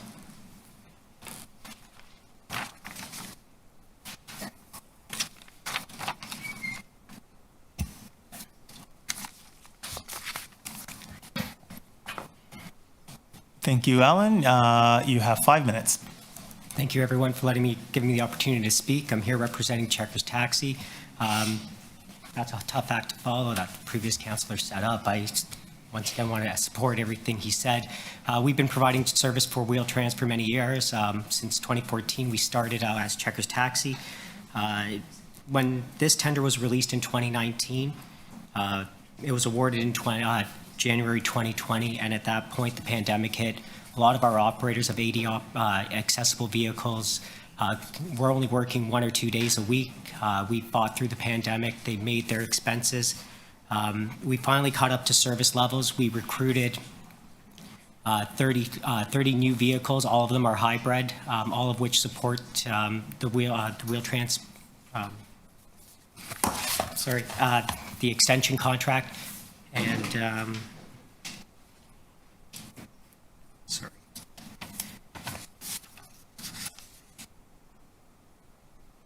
Yeah, we're just here to support action. Perfect. Short and sweet, love it. Any questions for Alan? Nope. Great, seeing none. Any questions of staff? No. Any speakers on the item? Councillor Sachs? 5 minutes. Yeah, 1 minute. I have a motion. It's been circulated to everybody. I appreciate the submission. Sorry. I thought you were asking for speakers on the item. Yes. Yeah, okay, sorry. Yes, so I have a motion. My motion has been circulated. It's that the second 2-year extension, the wording that came in the staff recommendation is that the taxi contractors will commit to working with the TTC towards a strategy. This is meaningless. It's just entirely woolly. So mine is up there asking that, absolutely, I understand the need for the extra 2 years and the loss of income during COVID, but the quid pro quo is a serious commitment to electrification, and we need to see that. So that's my motion, is, let us see something. I understand that we can't get it now. That's fine. We can't get it now. There's a lot of difficulty getting vehicles now. We don't know what the market conditions are going to be like in 2 years in terms of charging infrastructure and so on. There's a lot of moving pieces. But just to say working with will give us nothing. So that's the reason for my motion. Thank you. Thank you. Anyone have any questions to clarify the motion? Commissioner Jagdale, 3 minutes. What do we define as acceptable to the board? Well, the reason I've said acceptable to the board is, do we accept it? I mean, we could delegate that to somebody else. I mean, if the board prefers to have it acceptable to somebody else, but just working with is content-free. Right? You get nothing for that. So saying we're going to give them the next 2 years in exchange for something, that doesn't get us anything. So somebody has to decide, and I thought this is ultimately our responsibility, which is why I said it should be acceptable to the board. Let's see what we get. And if in 2 years the answer is the best we can do is X because Y and Z, we can decide. We're pretty reasonable people. But the argument here is we're giving the first 2 years just on the current terms, and that's great. But for the extra 2 years that they've asked for, we should get something for it, and it should be meaningful, and working with isn't that. So show us something good. What it has to be, I don't know what the market's going to be like in 2 years. Thank you. Any other questions? I just had one point of clarification. Just to clarify, your motion still would allow us to do both approvals today? It's both approvals today. The second one is conditional on them giving us an electrification plan that this board or whoever's on the board in 2 years has to accept. Great. Because otherwise, we don't know that we're getting anything. So they have 2 years, We basically. have 2 years to give us a plan. They want to give us to us next year, it's fine. Okay. I don't want to delay anything. I want them to know that they're going to have the 4 years, but also that they have to give us a meaningful plan in exchange. Okay. So unless there are other speakers, we can move to voting. No. So on the first, Commissioner Ainsley, I saw your hand up. Okay. On the first item, which is the motion to amend by Councillor Sachs, all those in favor? Opposed? Carried. Item is amended. All those in favor? Opposed? Carried. Great. Motion approved. The next item is the Future Transport Bus Initiative, Winter 2024-2025. And we have 2 speakers on this item, beginning with Diana Chan McNally. Diana, are you here or online?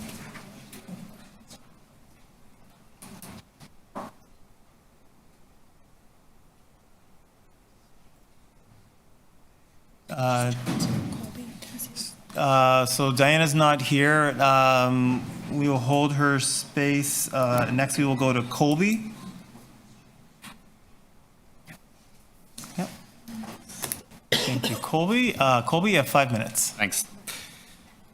So in the recommendations of this report, it says that the TTC will not be using buses as a warming solution in this coming winter season. But it also says that the TTC is going to continue to offer transport buses to move people to warming centers. And you will recall that that's how this all started last winter, is that the initial concept was that buses were going to be made available to transport people to warming centers. And then through mission creep, TTC ended up providing shelter space on the buses on a regular basis for thousands of people. And that was determined to not be a good solution, and here we are. So I would just reiterate to the board that, you know, the TTC is, of course, a transit agency, not a social services agency, and I would just encourage you to ask staff what sort of assurances are in place to make sure that there's not going to be mission creep again, and that, you know, come winter, it's going to turn out that the buses are being used to, you know, provide shelter services again over the winter, when that's not the intention, because there was this mission creep problem last winter, and that should be avoided, given that, you know, the report says that they don't want it. It should be avoided, but I just think that the board should be clear to staff that they want some sort of guarantee that that mission creep problem is not going to come up again. Thanks. Thank you, Colby. Does anybody have any questions for the deputant? Seeing none, thank you very much. Before I ask Betty to begin her brief remarks, is Diana there? Nope. Okay. So next we will go to our Chief Safety Officer, Betty Hasserjayan. She has a few brief remarks. Was that right? Surgeon, but that's fine. Surgeon, okay. Close enough, Chair. Thank you. Good afternoon, everyone. So at our July board meeting, as you recall, we provided an update on our partnership approach that we've taken with the city on community safety, security, and well-being on public transit, and we also provided outcomes of our transport bus initiative. And we committed to reporting back to you on the plan for the upcoming winter season, which is the report before you today. We continue to work with our partners in the city at the interdivisional table that was established back in January of 2023. And today I just want to acknowledge those who are with us. We've got from the city, from Toronto Shelter and Support Services, we have General Manager Gord Tanner, and we also have Milton Barrera, who's the Director of Outreach and Access. And also we have from Social Development Finance Administration Division, we have Annette Selfarley, who's in the seats back there. She's a special advisor with Partnership Development and Support. And online we have Inspector Roger Caracciolo. He's the TTC Safe TO Liaison Lead. So I want to thank all of them for their ongoing support and collaboration as we seek to identify solutions to support some of the city's most vulnerable communities. And now I'll turn it back to you, Chair, and of course we're all happy to take any questions you may have on the item. Thank you. Does anybody have any questions on this item? Commissioner Osborne, Commissioner Jagdale, then Commissioner Holiday. If you can try to keep it quick, just because time. So I'm delighted by this movement of responsibility more heavily onto the people who have expertise, so thank you very much. My question is why we use buses in the first place to transport people. Just wondering why we don't use taxis. It's $292 per person transported. So I'm just wondering if there's a reason. So through the chair, I'll start that first, and perhaps I can pass it on to Gore to also answer. So this is why we use the threshold of minus 15 degrees in terms of when we would mobilize these buses and help support the city, is when they open up their surge space. So that's that additional capacity that they would have. And it's really because we can move more people with the buses, and that's why we'd be offering them at that point at minus 15. But at the other threshold, the city, Gord can explain, they do use taxis to move folks. So this is just an additional sort of support that we can provide them, and we'll be doing that at the minus 15 trigger. I think you've answered. I just still don't understand why it's why it can possibly be less money at $292 a head in a bus than a cab. So I think that was just based on how many we moved last year, and we weren't moving as many. So it really depends on how many we can get on the bus. It's based on that. Okay. That's how the numbers were calculated. So last year we didn't really move many people. So we are cognizant of that, and that's why we're only offering it where there's a need to move a lot of folks. Thanks. Yeah. That's it for me. Thank you, Commissioner Osborne. Commissioner Jagdale, 5 minutes. Thank you, Chair. Colby stole my question, so maybe you could comment and give some light to how we reduce that scope creep. So we're finalizing or almost finalized our operational plan. The idea is that we are in close contact with the Toronto Shelter Support Services duty desk. They're in close contact with our transit control, so they will notify them in real time if there's the need for our help. So we will only be transporting if there is a need. There's folks to move. So last year the model was different because we actually had mobilized buses regardless of the temperature for the entire season. This time it's on an as-needed basis. Thank you. That's it. Commissioner Holiday, then Commissioner Ainsley. Thanks, Chair. How much money did we recover from the City of Toronto for the use of these buses last year? Through the chair, none indirectly, other than it was actually funded through the Ontario Provincial New Deal Agreement. So in the September meeting, I moved a motion that the TTC Board direct the Commission to recover costs from the City of Toronto for the special buses provided for people waiting and so on. Why didn't we recover the money?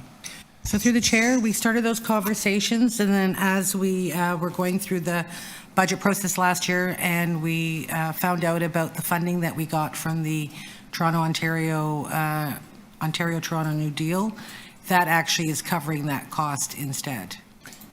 So I want to be really clear I understand the origins of the program.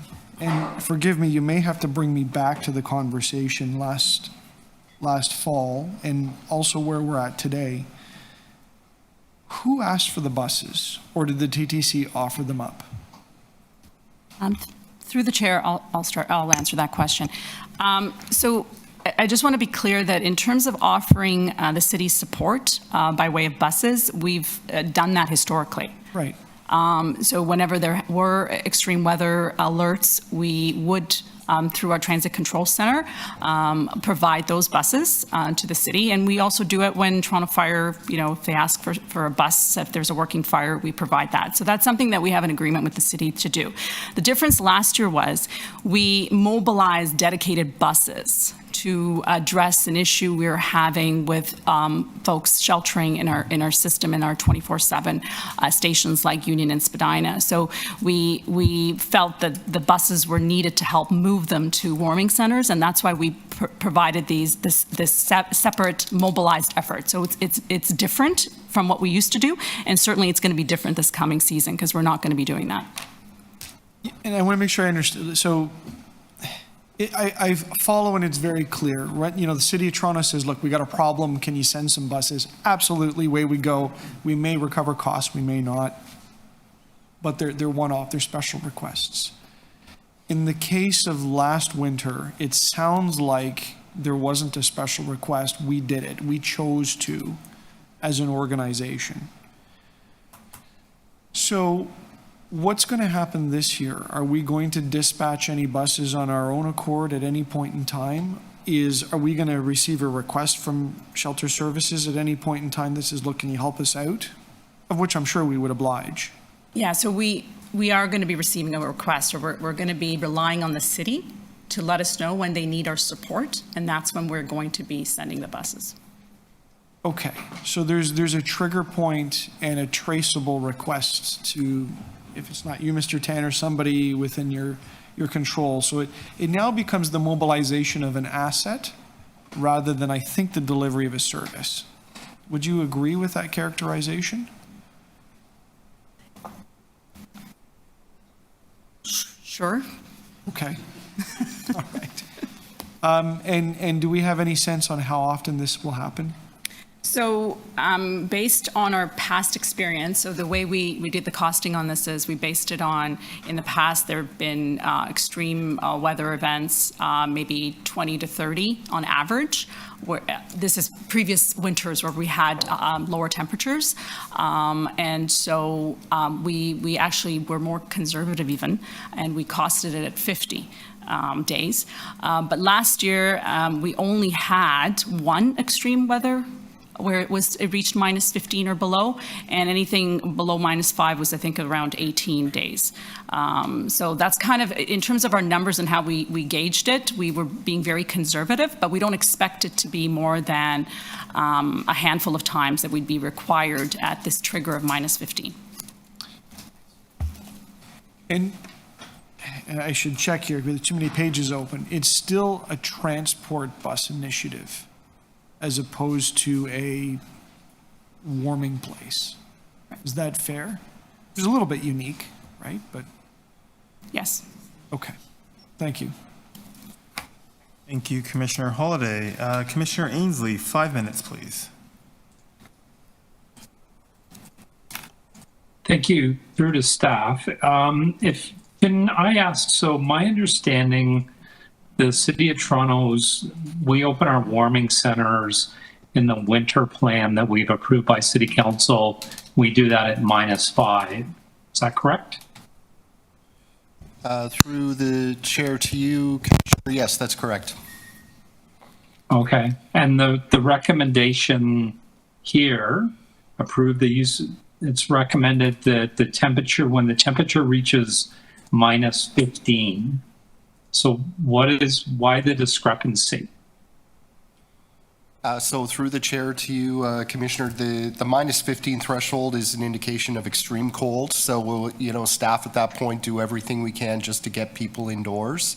The transport function does two things for us at that temperature. One is assist with transport from TTC property, but it also helps us move people between warming centers if some are at capacity and others are not. And so at the -15, that's when we determine we may need some support on the transport side. At the -5 degree, as was mentioned earlier, we will rely on taxis or the outreach vehicles that staff have to transport people to shelter. Okay. And so last winter, for example, Mr. Tanner, there was only one day where it was -15.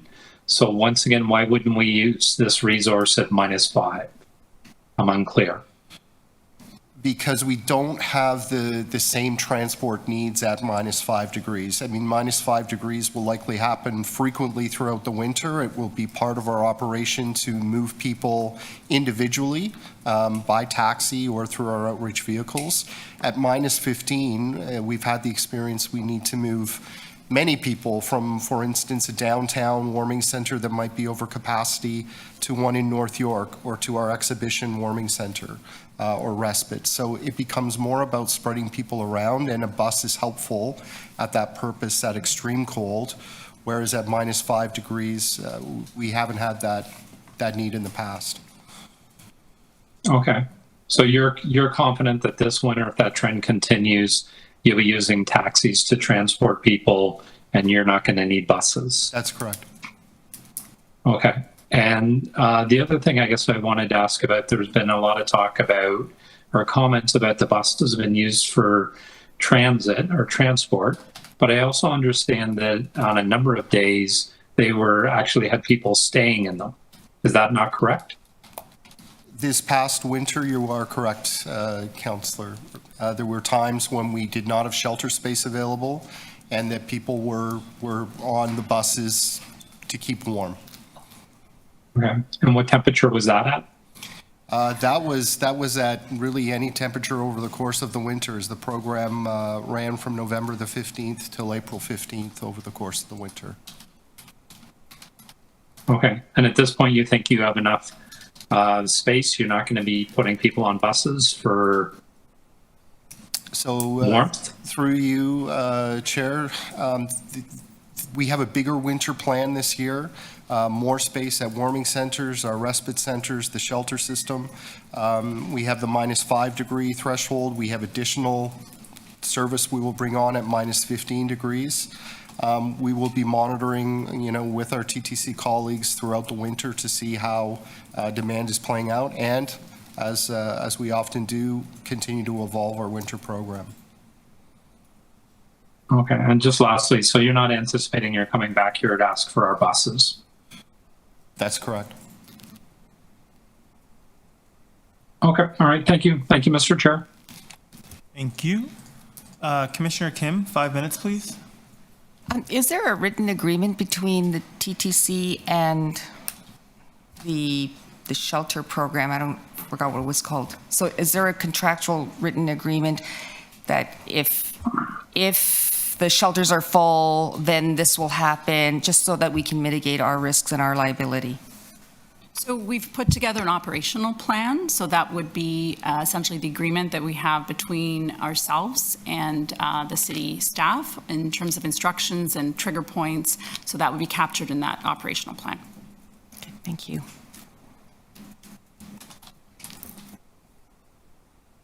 As if I can chip in on Betty's comments, we're still working on what a phase 3 might look like. There are views that in extreme case, the phase 1 and phase 2 could fill up, and then what? So we're working together to figure out what means. But I think there's this year Toronto with your leadership and the city manager. I think there's great optimism that this 2-phase approach will work, but it's just good contingency planning to have something thought through rather than wait at the last minute to figure it out. So.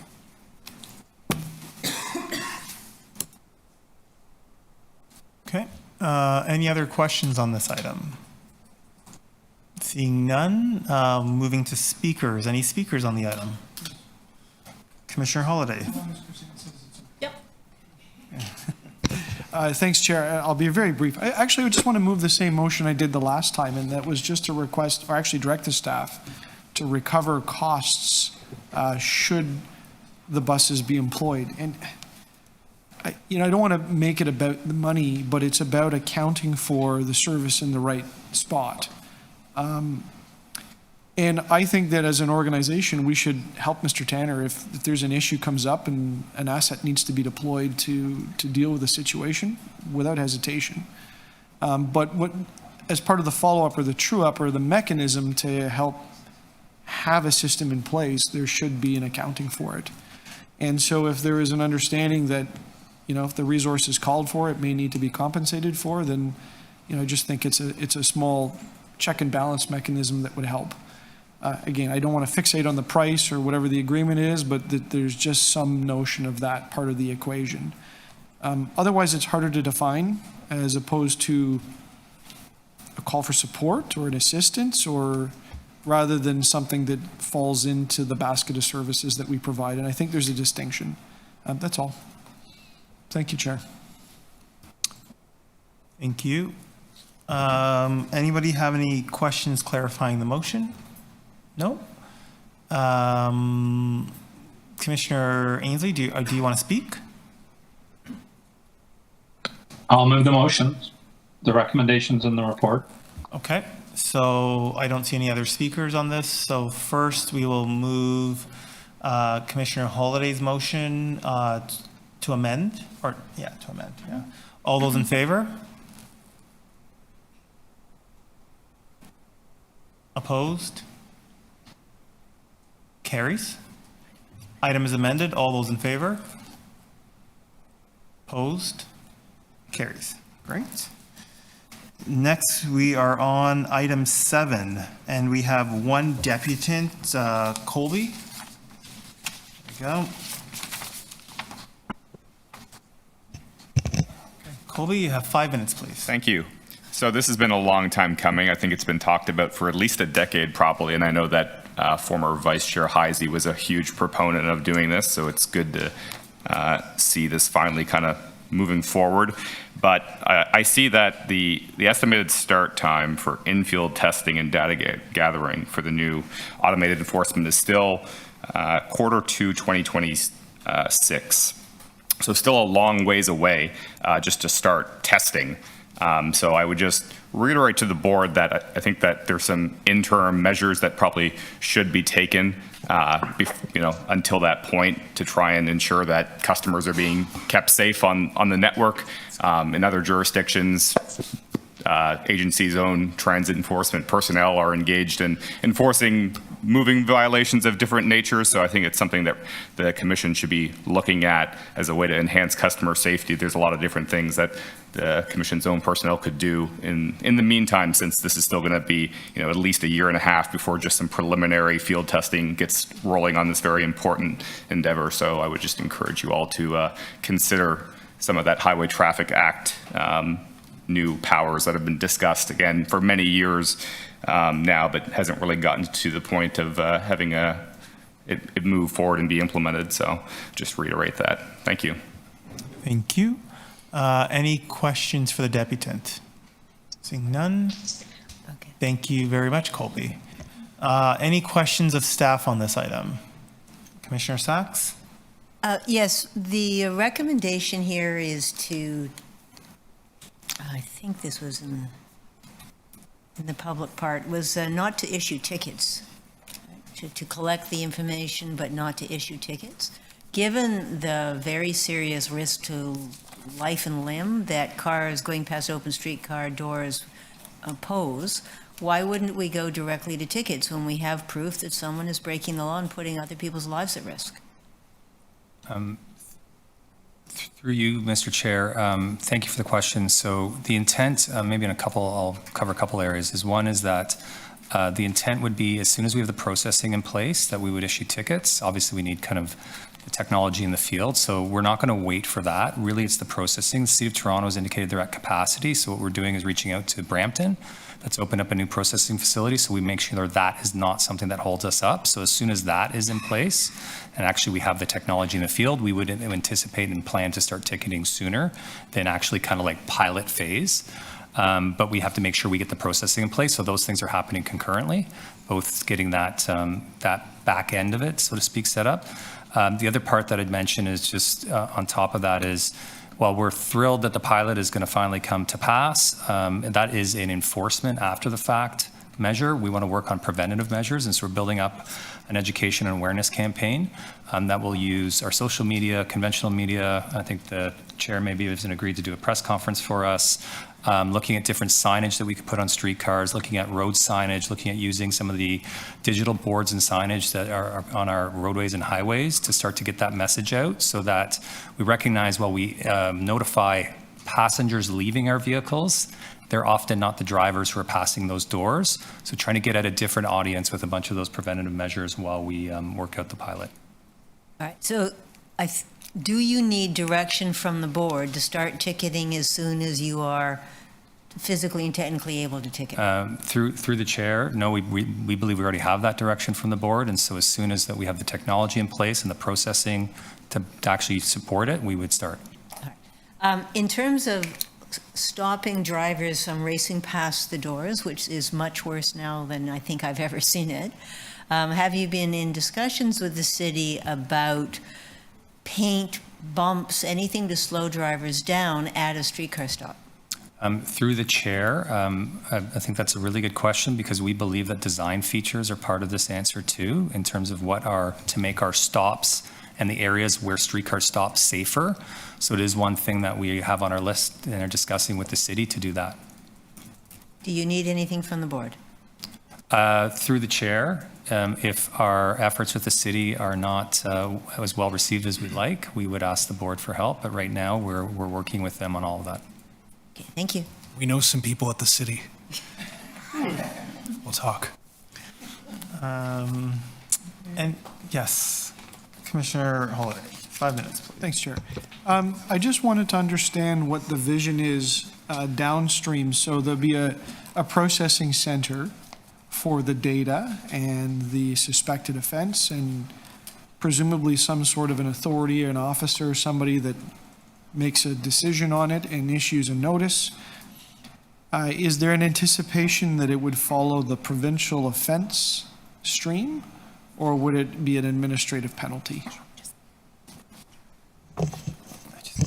So currently, it's a provincial offense notice. And it's a violation under the Highway Traffic Act? Correct. Right, which already exists, right? You can't pass the streetcar if the door's open? Correct. Okay. Do we have any sense of the volumes of what we think this may generate? Because it's rather unique, right? It's the streetcar tram system in Toronto. It's a setting. Any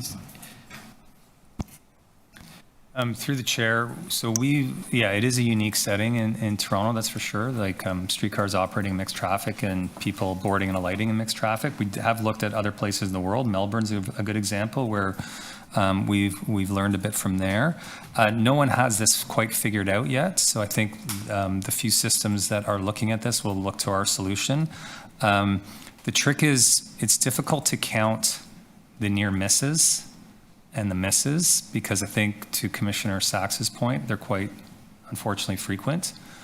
So certainly from our customer feedback, we know it's a significant concern. And if you just think about the volumes of customers that our streetcars and our streetcar routes carry, and all in mixed traffic, that interaction is just happening hundreds and hundreds of times a day.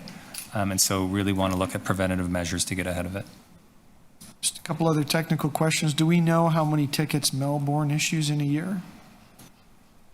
Even just an order of magnitude. I think I remember they had 1,200 offenses a year, and we can find that information for you. 1,200.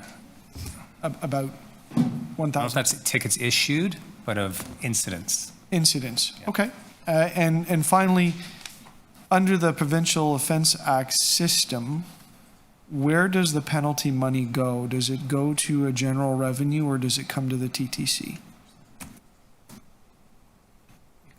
It does not go to TTC, it goes to general revenue of the city. To the city, though? Okay, and then I think there's usually a victim surcharge that goes to... Victim surcharge and a court fee. Sorry? There's a set fine amount, yes, a victim surcharge, and a court fee. And all of that goes to the city's general revenue. Okay, thank you, that's very helpful. Thank you, Commissioner Holiday. Any other questions? Seeing none. Any speakers on the item? No? Okay, I just have a quick motion regarding a request to the province to increase the penalties associated with the Section 166 of the Highway Traffic Act relating to improper passing of streetcars while the streetcars are stationary. Currently, I believe, and Michael, you can correct me, the fine is set at $75. 85 and 150 in a community safety zone, plus the surcharges. Right, so $85. So this is a request of the province to increase the range of penalties that you can give with driving past the open streetcar doors. And I'm happy to take any questions. Nope. Okay, seeing none, all those in favor of the motion put forward? Thank you. Opposed? Carried. Item as amended, all those in favor? Opposed? Carried. Thank you.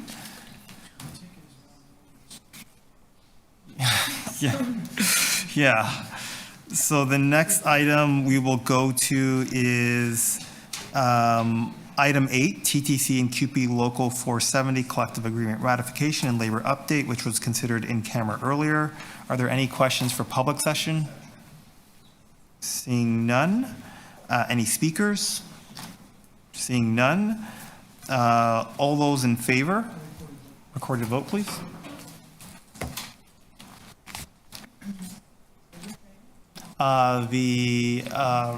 Local 470 ratification. On the report recommendations, recorded vote requested by Commissioner Holiday. Commissioner Ainsley, your vote. In favor? Commissioner Holiday. Commissioner Jagdeo. In favor? Commissioner Kim.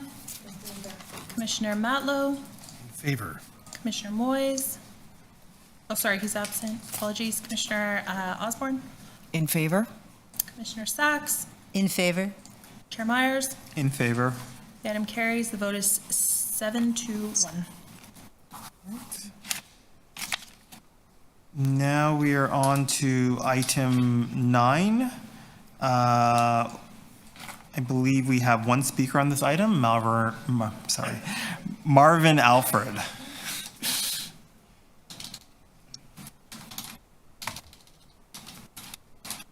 Okay, thank you, Marvin. You have 5 minutes, please.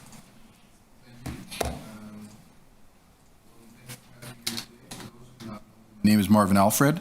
I'm president of ATU Local 113, which represents the 12,000 people who operate and maintain the TTC. I'm here today to give the workers' perspective on what we need from a new CEO. The TTC has been through more than a decade of austerity. Budget cuts and poor service management were causing ridership to drop even before the pandemic. The decline has been steady and constant because of a failure to invest in maintenance and service, management carefully hiding the seriousness of the situation, and a lack of accountability at every level of the TTC. If we continue on the same path, we will see the TTC to continue to lose riders to private cars, increase in traffic congestion, and that strangles the city, our quality of life go down, and emissions rise above our climate change targets. We need a complete change in direction. The first step is restoring transparency and accountability. Let me tell you a story. Last year, the Scarborough RT suffered a catastrophic derailment. A train was literally pulled apart from operating at speed. We can all agree that we were lucky that nobody died. It wasn't bad luck that caused the accident, though. It was a direct result of direction from management and the board to cut spending and hide any problems. Money the board earmarked for it was unspent. Problems were identified when untracked and unfixed. My members regularly raised concerns with the safety risks caused by the lack of maintenance. When the derailment happened, the TTC management suppressed the report. Then it came to this room and tried to blame it on a single loose bolt, as if a single bolt can cause a systemic and cultural problem. Management's failure here is obvious, but think for a minute the message they're sending to the workers. We're hearing from management that we don't care about safety. Don't worry about taking responsibility. It's not worth identifying problems or proposing solutions. We're not going to listen anyway. The lack of accountability goes right to the top. Where big changes to service are allowed to go, the lack of accountability goes to the top. Where big changes to service are allowed to go forward without meaningful study or analysis. Cross-boundary service, for example, seems to make sense on paper, but quickly falls down under scrutiny. To restore the TTC, we need to start by being honest about the scale of the problem. Right now, the board doesn't even know what service is like because they only get meaningless reports about on-time departure for terminals. We're told service is back up to close to pre-pandemic levels. While there may be similar number of buses, we don't know how many are actually serving riders, what service is like among the routes, and because TTC changed the loading standards during COVID because buses are less frequent and more crowded. We know riders know, but does TTC management doesn't want you to know, the board to actually know. Like on the maintenance side, service management is about working backwards from metrics instead of focusing on service. Since service along routes isn't monitored, it isn't managed. So what does a new CEO need to do? First, we need to advocate for investment instead of rewarding cuts. Second, we need to get serious about service, making it safe, comfortable, and reliable. Third, we need to be honest about how badly our infrastructure is deteriorated and making state of good repair a priority. Fourth, work with us, not against us. In the 90s and the 2000s, after the Russell Hill disaster, years of cuts, it was the skill and expertise of Local 113 members that allowed us to rebuild vehicles in-house, restore us to a state of good repair, and provide the most efficient service anywhere in the Western world. That's how we restore the TTC. Get riders back on the system, keep Toronto moving. We need a new CEO to be a champion for good public transit service, and we're here to help. Thank you. Thank you, Marvin. Are there any questions? Commissioner Holiday, 5 minutes, please.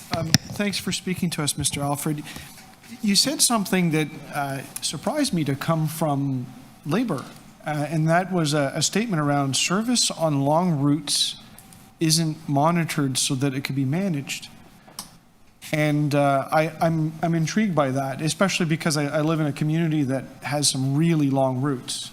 Could you tell me a little more? Sorry, I said along routes. Along routes, okay. Sorry for my accent.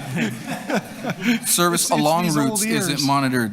That means it isn't managed. Well, okay, so fair enough. I mean, it encompasses the routes then. So, I mean, tell me a little more. I mean, what would a vision be about how to monitor the service? Well, actually, just simply as it stated, managing the service. We have a situation right now where schedule adherence or anything like, there seems to be an apathy in actually addressing actual service that people are actually having delivered to them. Right now, we feel as though the service being delegated out there doesn't really provide the needs of the public. We feel that the actual allocation of service is not actually put out there to address customer needs. We feel that it's siphoned at times in order to deal with things as they might have heard the terminology like 600s or the dynamic service on demand, which has no real impact. So right now you have a bus service that used to have a 10-minute headway.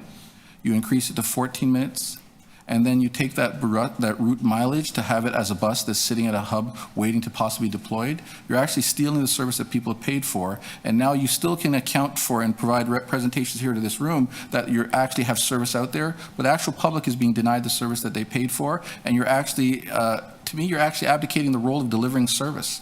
I know the numbers show a veneer that it's actually out there, but the public isn't actually getting what they're feeling is actually deliverable service. So I feel it's been a mandate to cover things other than actually delivering service, maybe catering to the needs of other agencies, Metrolinx, whatever, provide, the capital project, dealing with bus obligation, service replacement, and things like that. So when we talk about managing, I feel the public is not getting the impact of the expectation of service that they should have available to them. And what's happened is through COVID or other means that they've allowed the service to be regressed back and then allowing that, yes, our buses out there, our drivers out there, but not actually being allowed to provide the safe, reliable, expected service that we feel as a union. You want the service to return, you want people to return, then they need the service to actually exist for them to return to with an expectation of it being reliable and ongoing. So to your original statement about managing routes, so when you have this haphazard route and you have that cherry-picked runs that are not appearing, then people are not going to really have the reliability of the service. They may go elsewhere. We know that the people won't return to service that doesn't exist. So depending on the ad hoc service and then having dynamic delivery of a bus that can pop in and deliver service, so when you have a supervisor that is delegating work to come out, so you might have a peak or unexpected delay in a service line at 7:30 in the morning, they may deploy a bus from 15, 20 minutes away, 30 minutes away at a hub. By the time they actually get to have the impact in service, that peak need is dissipated and not really needed, and people have suffered. You have a bus driver that is on time technically, but he's dealing with a triple headway or double headway, and he's not being helped. You have people that are frustrated and they take out their frustration on the frontline worker, which is a transit worker. So they're following the rules as they're supposed to be doing, but the scheduling, the delegating work is not happening here appropriately. So again, we can get into a long argument about or discussion about how we feel the service is not being reliably deployed, and this is a mandate here that is allowed to happen. So we kind of want to address it and have people that have paid for the service to have it available to them. Thank you. Okay, thank you. Thank you, Chair. Thank you. Any other questions? Seeing none, thank you very much, Marvin. Thank you. Have a good afternoon. That concludes the deputations on this item, and we will now move to questions. Are there any questions? No. Any speakers? No. So seeing no speakers, I will move a motion to adopt the recommendations and actions taken in camera. All those in favor? Opposed? Carried. Thank you. Next, we will go to item 10. The procurement authorization, mobile devices and services. Any questions from members? Seeing none. Any speakers? Seeing none. Seeing no further speakers, can I have a motion, please, to adopt the recommendations? Thank you. Councillor Holyday. All those in favor? Opposed? Carried.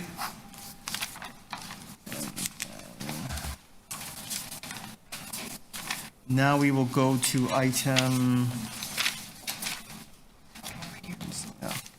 13, notice of motion gambling advertisements on TTC assets by Commissioner Moy, seconded by Chair Myers. I believe Commissioner Osborne, you held this? Yep. Do you have any questions of staff? Councillor Moyes isn't here. Yes. So I can say things. I don't really have any questions that I think are appropriately directed to staff, so maybe I'll just reserve my remarks until the comments section. Does anybody have any questions on this item? No? So we will go to speakers. Yeah. Questions? Yeah, sure. Without at all editorializing, what has merit to restrict and what doesn't. We dealt with, I think, oil companies before. We're dealing with this now. But admittedly, we're dealing with these considerations on an ad hoc basis based on the last motion that came here. Is there any criteria that's ever been written at the TTC for what we deem as reasonable or acceptable to advertise and what we don't, such as like cigarettes and stuff like that, that obviously we decided years ago, and as these things come up, would you advise that we make decisions like this continuing on an ad hoc basis, or should it go through some process just to determine how it meets our goals? So I'll take that. So through the chair, we have a policy in both motions, the motion last month and the motion this month, really just sends back the request to go look at it from the policy lens to make sure that it complies and whether the ad should be accepted or not. So both of them don't ask for anything other than what the policy requires, and the policy provides some guidelines. The second part of the request, both last month and this month, is to take it back and look at whether you can restrict advertising, and that's what we'll do for Q1 2025, is do a whole review of the policy and provide, as you said, better guidance within the policy as to what will be acceptable and what's not. The courts have opined and have made numerous decisions, both on specifically from public transit and what's acceptable from a public transit. They also then applied a separate test to kind of balance those interests of, if you're going to ban it, what's the impact on the freedom of expression, speech, and whether you can balance those two. And it effectively says if you're going to prohibit it, you need to do that type of analysis properly so that the advertiser can understand why you've denied it, so that there's an entire analysis being done. And what you've seen in most of the recent court decisions is where you've just seen a decision, or you've seen a reliance just on ad standards council to make a decision, and the court's saying that's not appropriate, you need to do that analysis. So the policy, as we revamp it, will try to give better guidance on how to do that analysis to determine what ads should be acceptable and what ads will not be acceptable. But I preface that by saying the courts have put a pretty high standard on what a public transit agency cannot accept. And like online gambling is legal in Ontario, is it not? It is. And does the government of Ontario, does our own government profit off it? Yeah. More Lotto 649. Okay, thank you. Thank you, Commissioner Matlow. Commissioner Holiday, 5 minutes, please.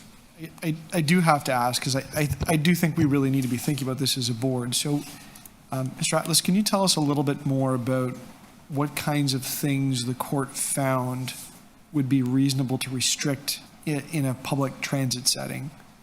So what you saw at the Supreme Court of Canada was their examples tended to be about hate and terrorism, tended to be the two examples that they used. Effectively, they said in a public transit that this is the forum where you should be having debate and discussion about anything that's controversial. Public transit should be the place where you allow for that. Having said that, most of the court cases after that have been really about kind of abortion type ads, and abortion ads tend to be where you see the bigger debates going on in the court system more recently.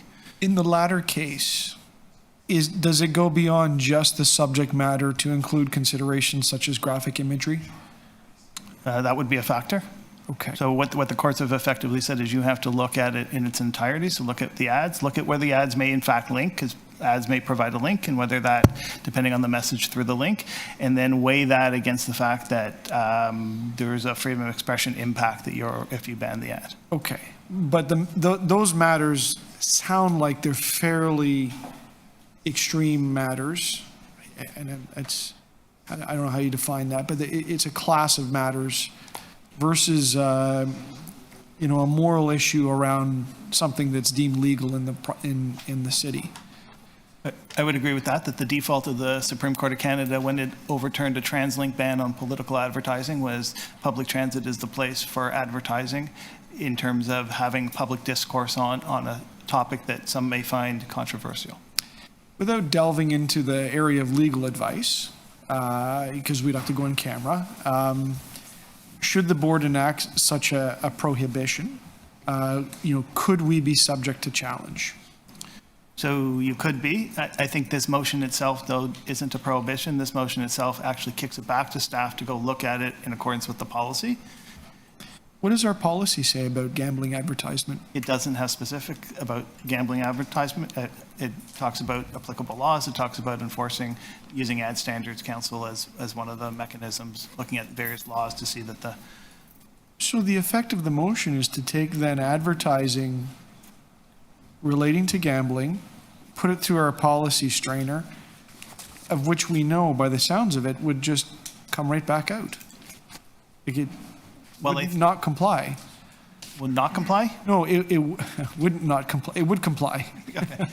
So I guess the issue is I can't predetermine something I haven't seen. So the issue is you'd take the advertisement, you'd have to look at it from what they're actually advertising and promoting, and then look at that against the policy, and then make that determination. And that's all we're saying in the motion is let us look at each advertisement to make that individual assessment.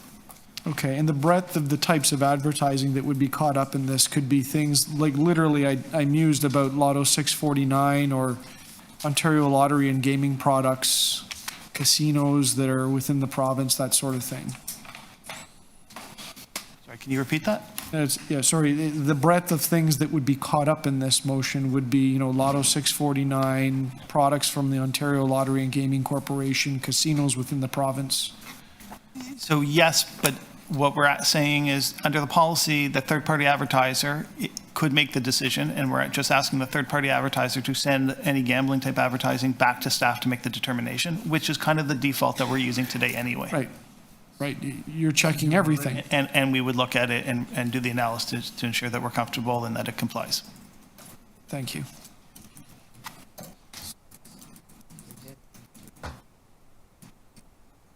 Any other questions?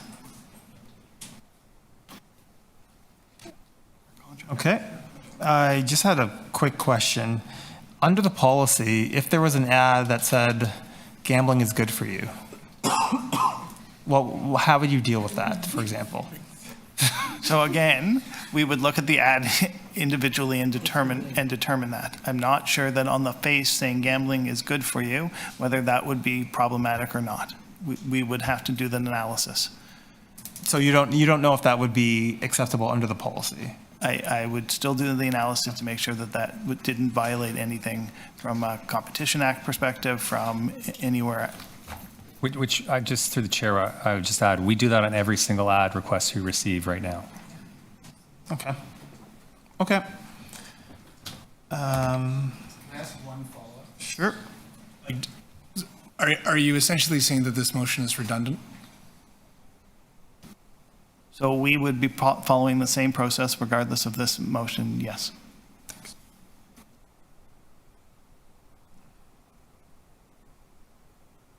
It's not my motion. So I make one comment. So the contract with Pattison doesn't necessarily require them to provide it to staff to do the review. Pattison can do the review if they didn't think it was controversial. So the one thing this motion does, which is already the practice, is though it forces the third-party provider, being Pattison, to actually make sure it comes to the TTC. That is what they've been doing, but it puts it that it's not an option. That's what they have to do. So that does provide one more element. Any speakers on this item? Okay. Okay, Commissioner Osborne, Jagdale, then Holiday. So last month, I mentioned that I thought we were on a very slippery slope. I do not know why this is coming to the board. We seem to have a setup for it. Well, in fact, I do know why, because it is a contentious issue. Part of the submission by, and I don't want to put words in Councillor Moyes' mouth, was that 300,000 Canadians are estimated to be suffering from some form of gambling addiction. So this is not here just for no good reason, but we don't have any issues unless this changes next month with alcohol companies who, and I would dare say that many, many more times than 300,000 Canadians suffer from issues with alcohol. And I just feel like there's a good reason to pick on, like, processed foods, soft drinks, gas guzzling cars. I just see no end in sight to this. When we have a system, I do not believe that unless there is a really exceptional circumstance, that these should even be discussed at the level of the board. We have a system for it, and we're going to start to be telling people what's good for them and what we deem to be good for them or not. And it just is, to me, is not going to get us anywhere good. And then if you look at what is good for the organization, I'm not sure going out of our way trying to find ways to lose advertisers is really in our best interest. So that's it. Thank you. Commissioner Jagdale, 5 minutes. The answer to your question is 6 million Canadians suffer from alcoholism every single day. And by the way, at the end of the year, I believe there's a spirit company who subsidizes fares to go home at the end of the night. So do we want to then stop that from happening because we're working with an alcohol producer? I don't think so. I've never been in a situation where a board has been so allergic to revenue. It's a little worrisome. At least that's my. And just based on the advice we just got from Michael, it sounds like we have a process in place, a system. I don't want to say this is redundant, but it feels redundant. And to your point about the slippery slope, I mean, look, 1 in 3 Canadians, are experiencing obesity or there are chronic health issues that come with trans fat. So I guess no burger advertising, no fries. Gets tricky. Thank you. Thank you. Commissioner Holiday, 5 minutes, please. The chair should be no surprise. It's a hard no, for many of the same reasons that I voted against the other one. If you ever stepped onto a subway car when there's no ads on it, it doesn't feel right. But it's also, from my lens as a commissioner, we're trying to find these revenue streams so that we can keep the lowest possible fare for the riders. If you don't like the ads, don't look.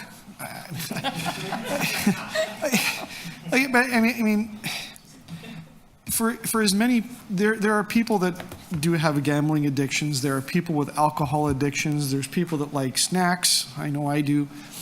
But yes, you see me snacking. But there's many, many more people that don't have those issues, and these ads don't cause a problem. And many, many more people. And if we always seem to find one small thread and then revolve the policy around that, I think we lose the big picture. And, it's about moving people and being price sensitive. And I do worry when we remove these revenue sources. These companies have complied with every rule and every law to get the ad to us. It'd be different if they weren't following the law. But I'm not sure that they would make it. And so, for one final argument, as the staff have put out, this is largely redundant. There are people paying attention to these ads. And I'm quite certain if an ad ever did get up there that was a problem, there'd be a process to deal with that as well. So I don't want to continue to entertain these type of motions at the board. Thank you. Thank you. I won't take up much time. Just to simply reiterate, I agree with my colleagues have said overall, and this should not be taken in any way as a determination today about whether or not this board is in support of gambling or any other type of vice that clearly, unequivocally does ruin lives far too often. That's not the question. But there are things that are legal, that are like literally part of government revenue today. And before we just move to restrict revenue from a cash-strapped system that is being subsidized to be able to support Torontonians' basic ability to get around every day, I think we just need to make sure that we have a clear process in place that we support, and those judgments will be made on a case-by-case basis where it belongs, but it shouldn't be done in an ad hoc basis at the board. Thank you. Any other speakers on this item? No, I will just state briefly, I support this motion. Not that I disagree with the ad hoc comments, the nature of the concern of doing this in an ad hoc fashion, but rather because Commissioner Moyes is the chair of the Board of Health. He obviously has a unique understanding of these types of issues. Before that, he was in addictions counseling. So I understand and respect his expertise, which is why I agree to second the motion, but let the will of the board prevail. Okay, all those in favor of the motion? Thank you. Opposed? Motion not carried. Okay. Next, we will go to item 15, notice of motion implementing a baby on board badge program by Commissioner Stephen Holliday, seconded by Chair Myers. Are there any questions for the mover or staff on this item? Yes. So are you suggesting that we spend tax dollars or fair dollars on this initiative? Yes. What? Who are you?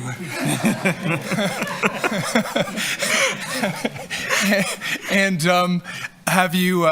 Do you have a sense of how much it would cost taxpayers of Toronto, the hard-working people who put fares into the boxes every day, including people in Etobicoke?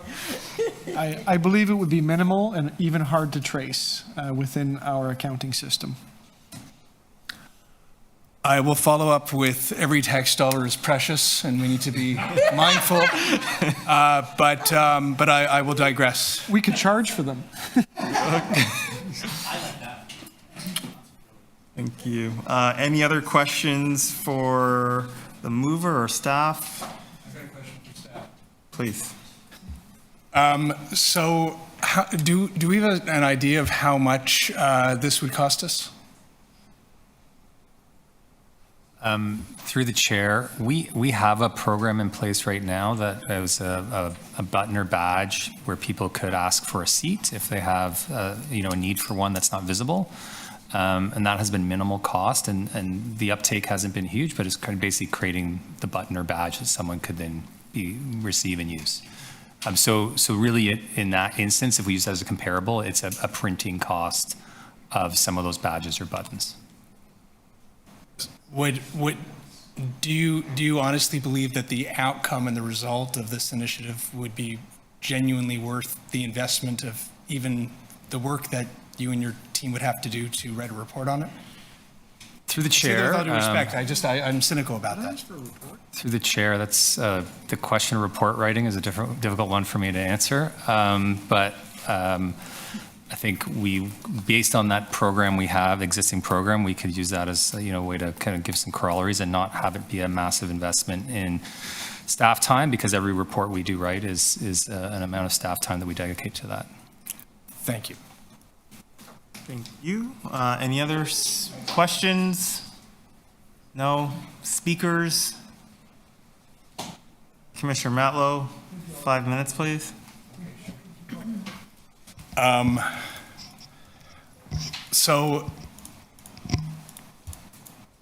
this is a very sweet idea, and I appreciate Councillor Holliday picking up on this idea and bringing it to our attention. That all being said, as Mr. Cole said, if somebody out there does want a sticker, they're already able to ask us for a sticker.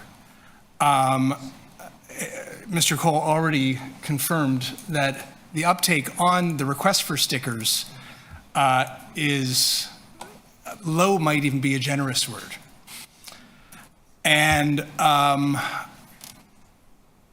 I think that it's not a good use of staff time, printing costs, resources, at a time when I hope Councillor Holliday would agree, we want to ensure that we don't have excessive property tax increases, that we protect every dollar that we're entrusted with, and we don't want to see money being spent on something that may have the motivation is behind it is lovely, and the idea is sweet and kind, but it most likely won't actually achieve the results that you would hope for, and therefore I don't support the moving forward with what I would characterize, with all due respect, as sort of like a well-intended suggestion, but maybe not something that should seriously take time or resources from this system right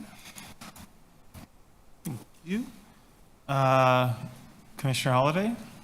Thank you, Chair. I'll speak briefly, and I'll obviously differ in opinion from my colleague. The story behind this motion was I happened to go to London, UK, for private reasons, and enjoyed my time there, but I was struck because I saw a lot of women wearing these buttons, and it wasn't necessarily on the transit system. It was just out in the street in restaurants.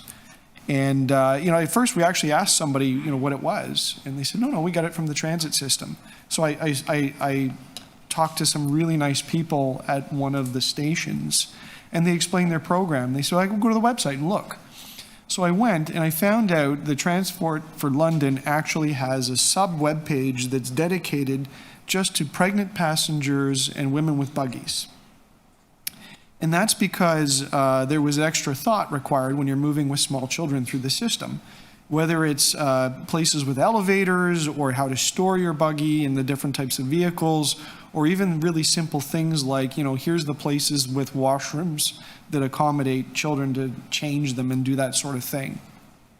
So I looked at our website, and we've got a great website, but we never really dealt with that aspect, and I thought that was interesting. And then I did find out that we do have Please Offer Me a Seat program that, it was a fairly tepid response, I guess, out there. But there's a little bit of a different message when someone's pregnant, and there's maybe a little different feeling when you put on the badge. So I thought, if we're doing a printing run of badges, maybe we could do something similar, and somebody that was pregnant that might not want to wear a Please Offer Me a Seat button, they might wear something like this. And I think the ultimate would be is if they do what they do in London, which is wear it out there in public. And, it's kind of a badge of pride, but also might have the little TTC logo on it. And I thought that was good PR. And as my colleague knows, I'm fairly frugal with money, but this is one of those things that I thought was, deeply within our budget and within our means, and might actually turn out to be a positive thing. But whether you like or dislike the buttons, I hope you'll think a little bit about the portion that talks about the website, because I think that is a missed opportunity, and I think we should pay attention to the needs of people traveling with children, whether it's local residents or people that are visiting our city. You'd be surprised what Transport for London does to accommodate families on their system. Thank you. Thank you. Seeing no further speakers, all those in favor of the motion. Can I ask it split up, because I'm happy to support the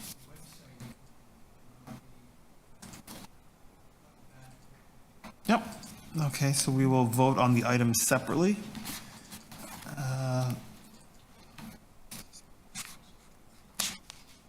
Sorry, Commissioner Ainsley, did you have a question, or did you want to speak? No, I thought we were voting. Oh, so on the first part of the motion, which is to investigate the feasibility of implementing a baby on board badge program, all those in favor? 1, 2, 3, 4. All those opposed? 1, 2, 3. Motion carries. Second, review the communication materials, including the website and update information available for pregnant women and customers with small children. All those in favor? Opposed? Carried. Great. And that concludes the business of this meeting. Can I please have a motion to adjourn? Thank you, Commissioner Jagdale. All those in favor? Carried. We are adjourned. Thank you, everybody.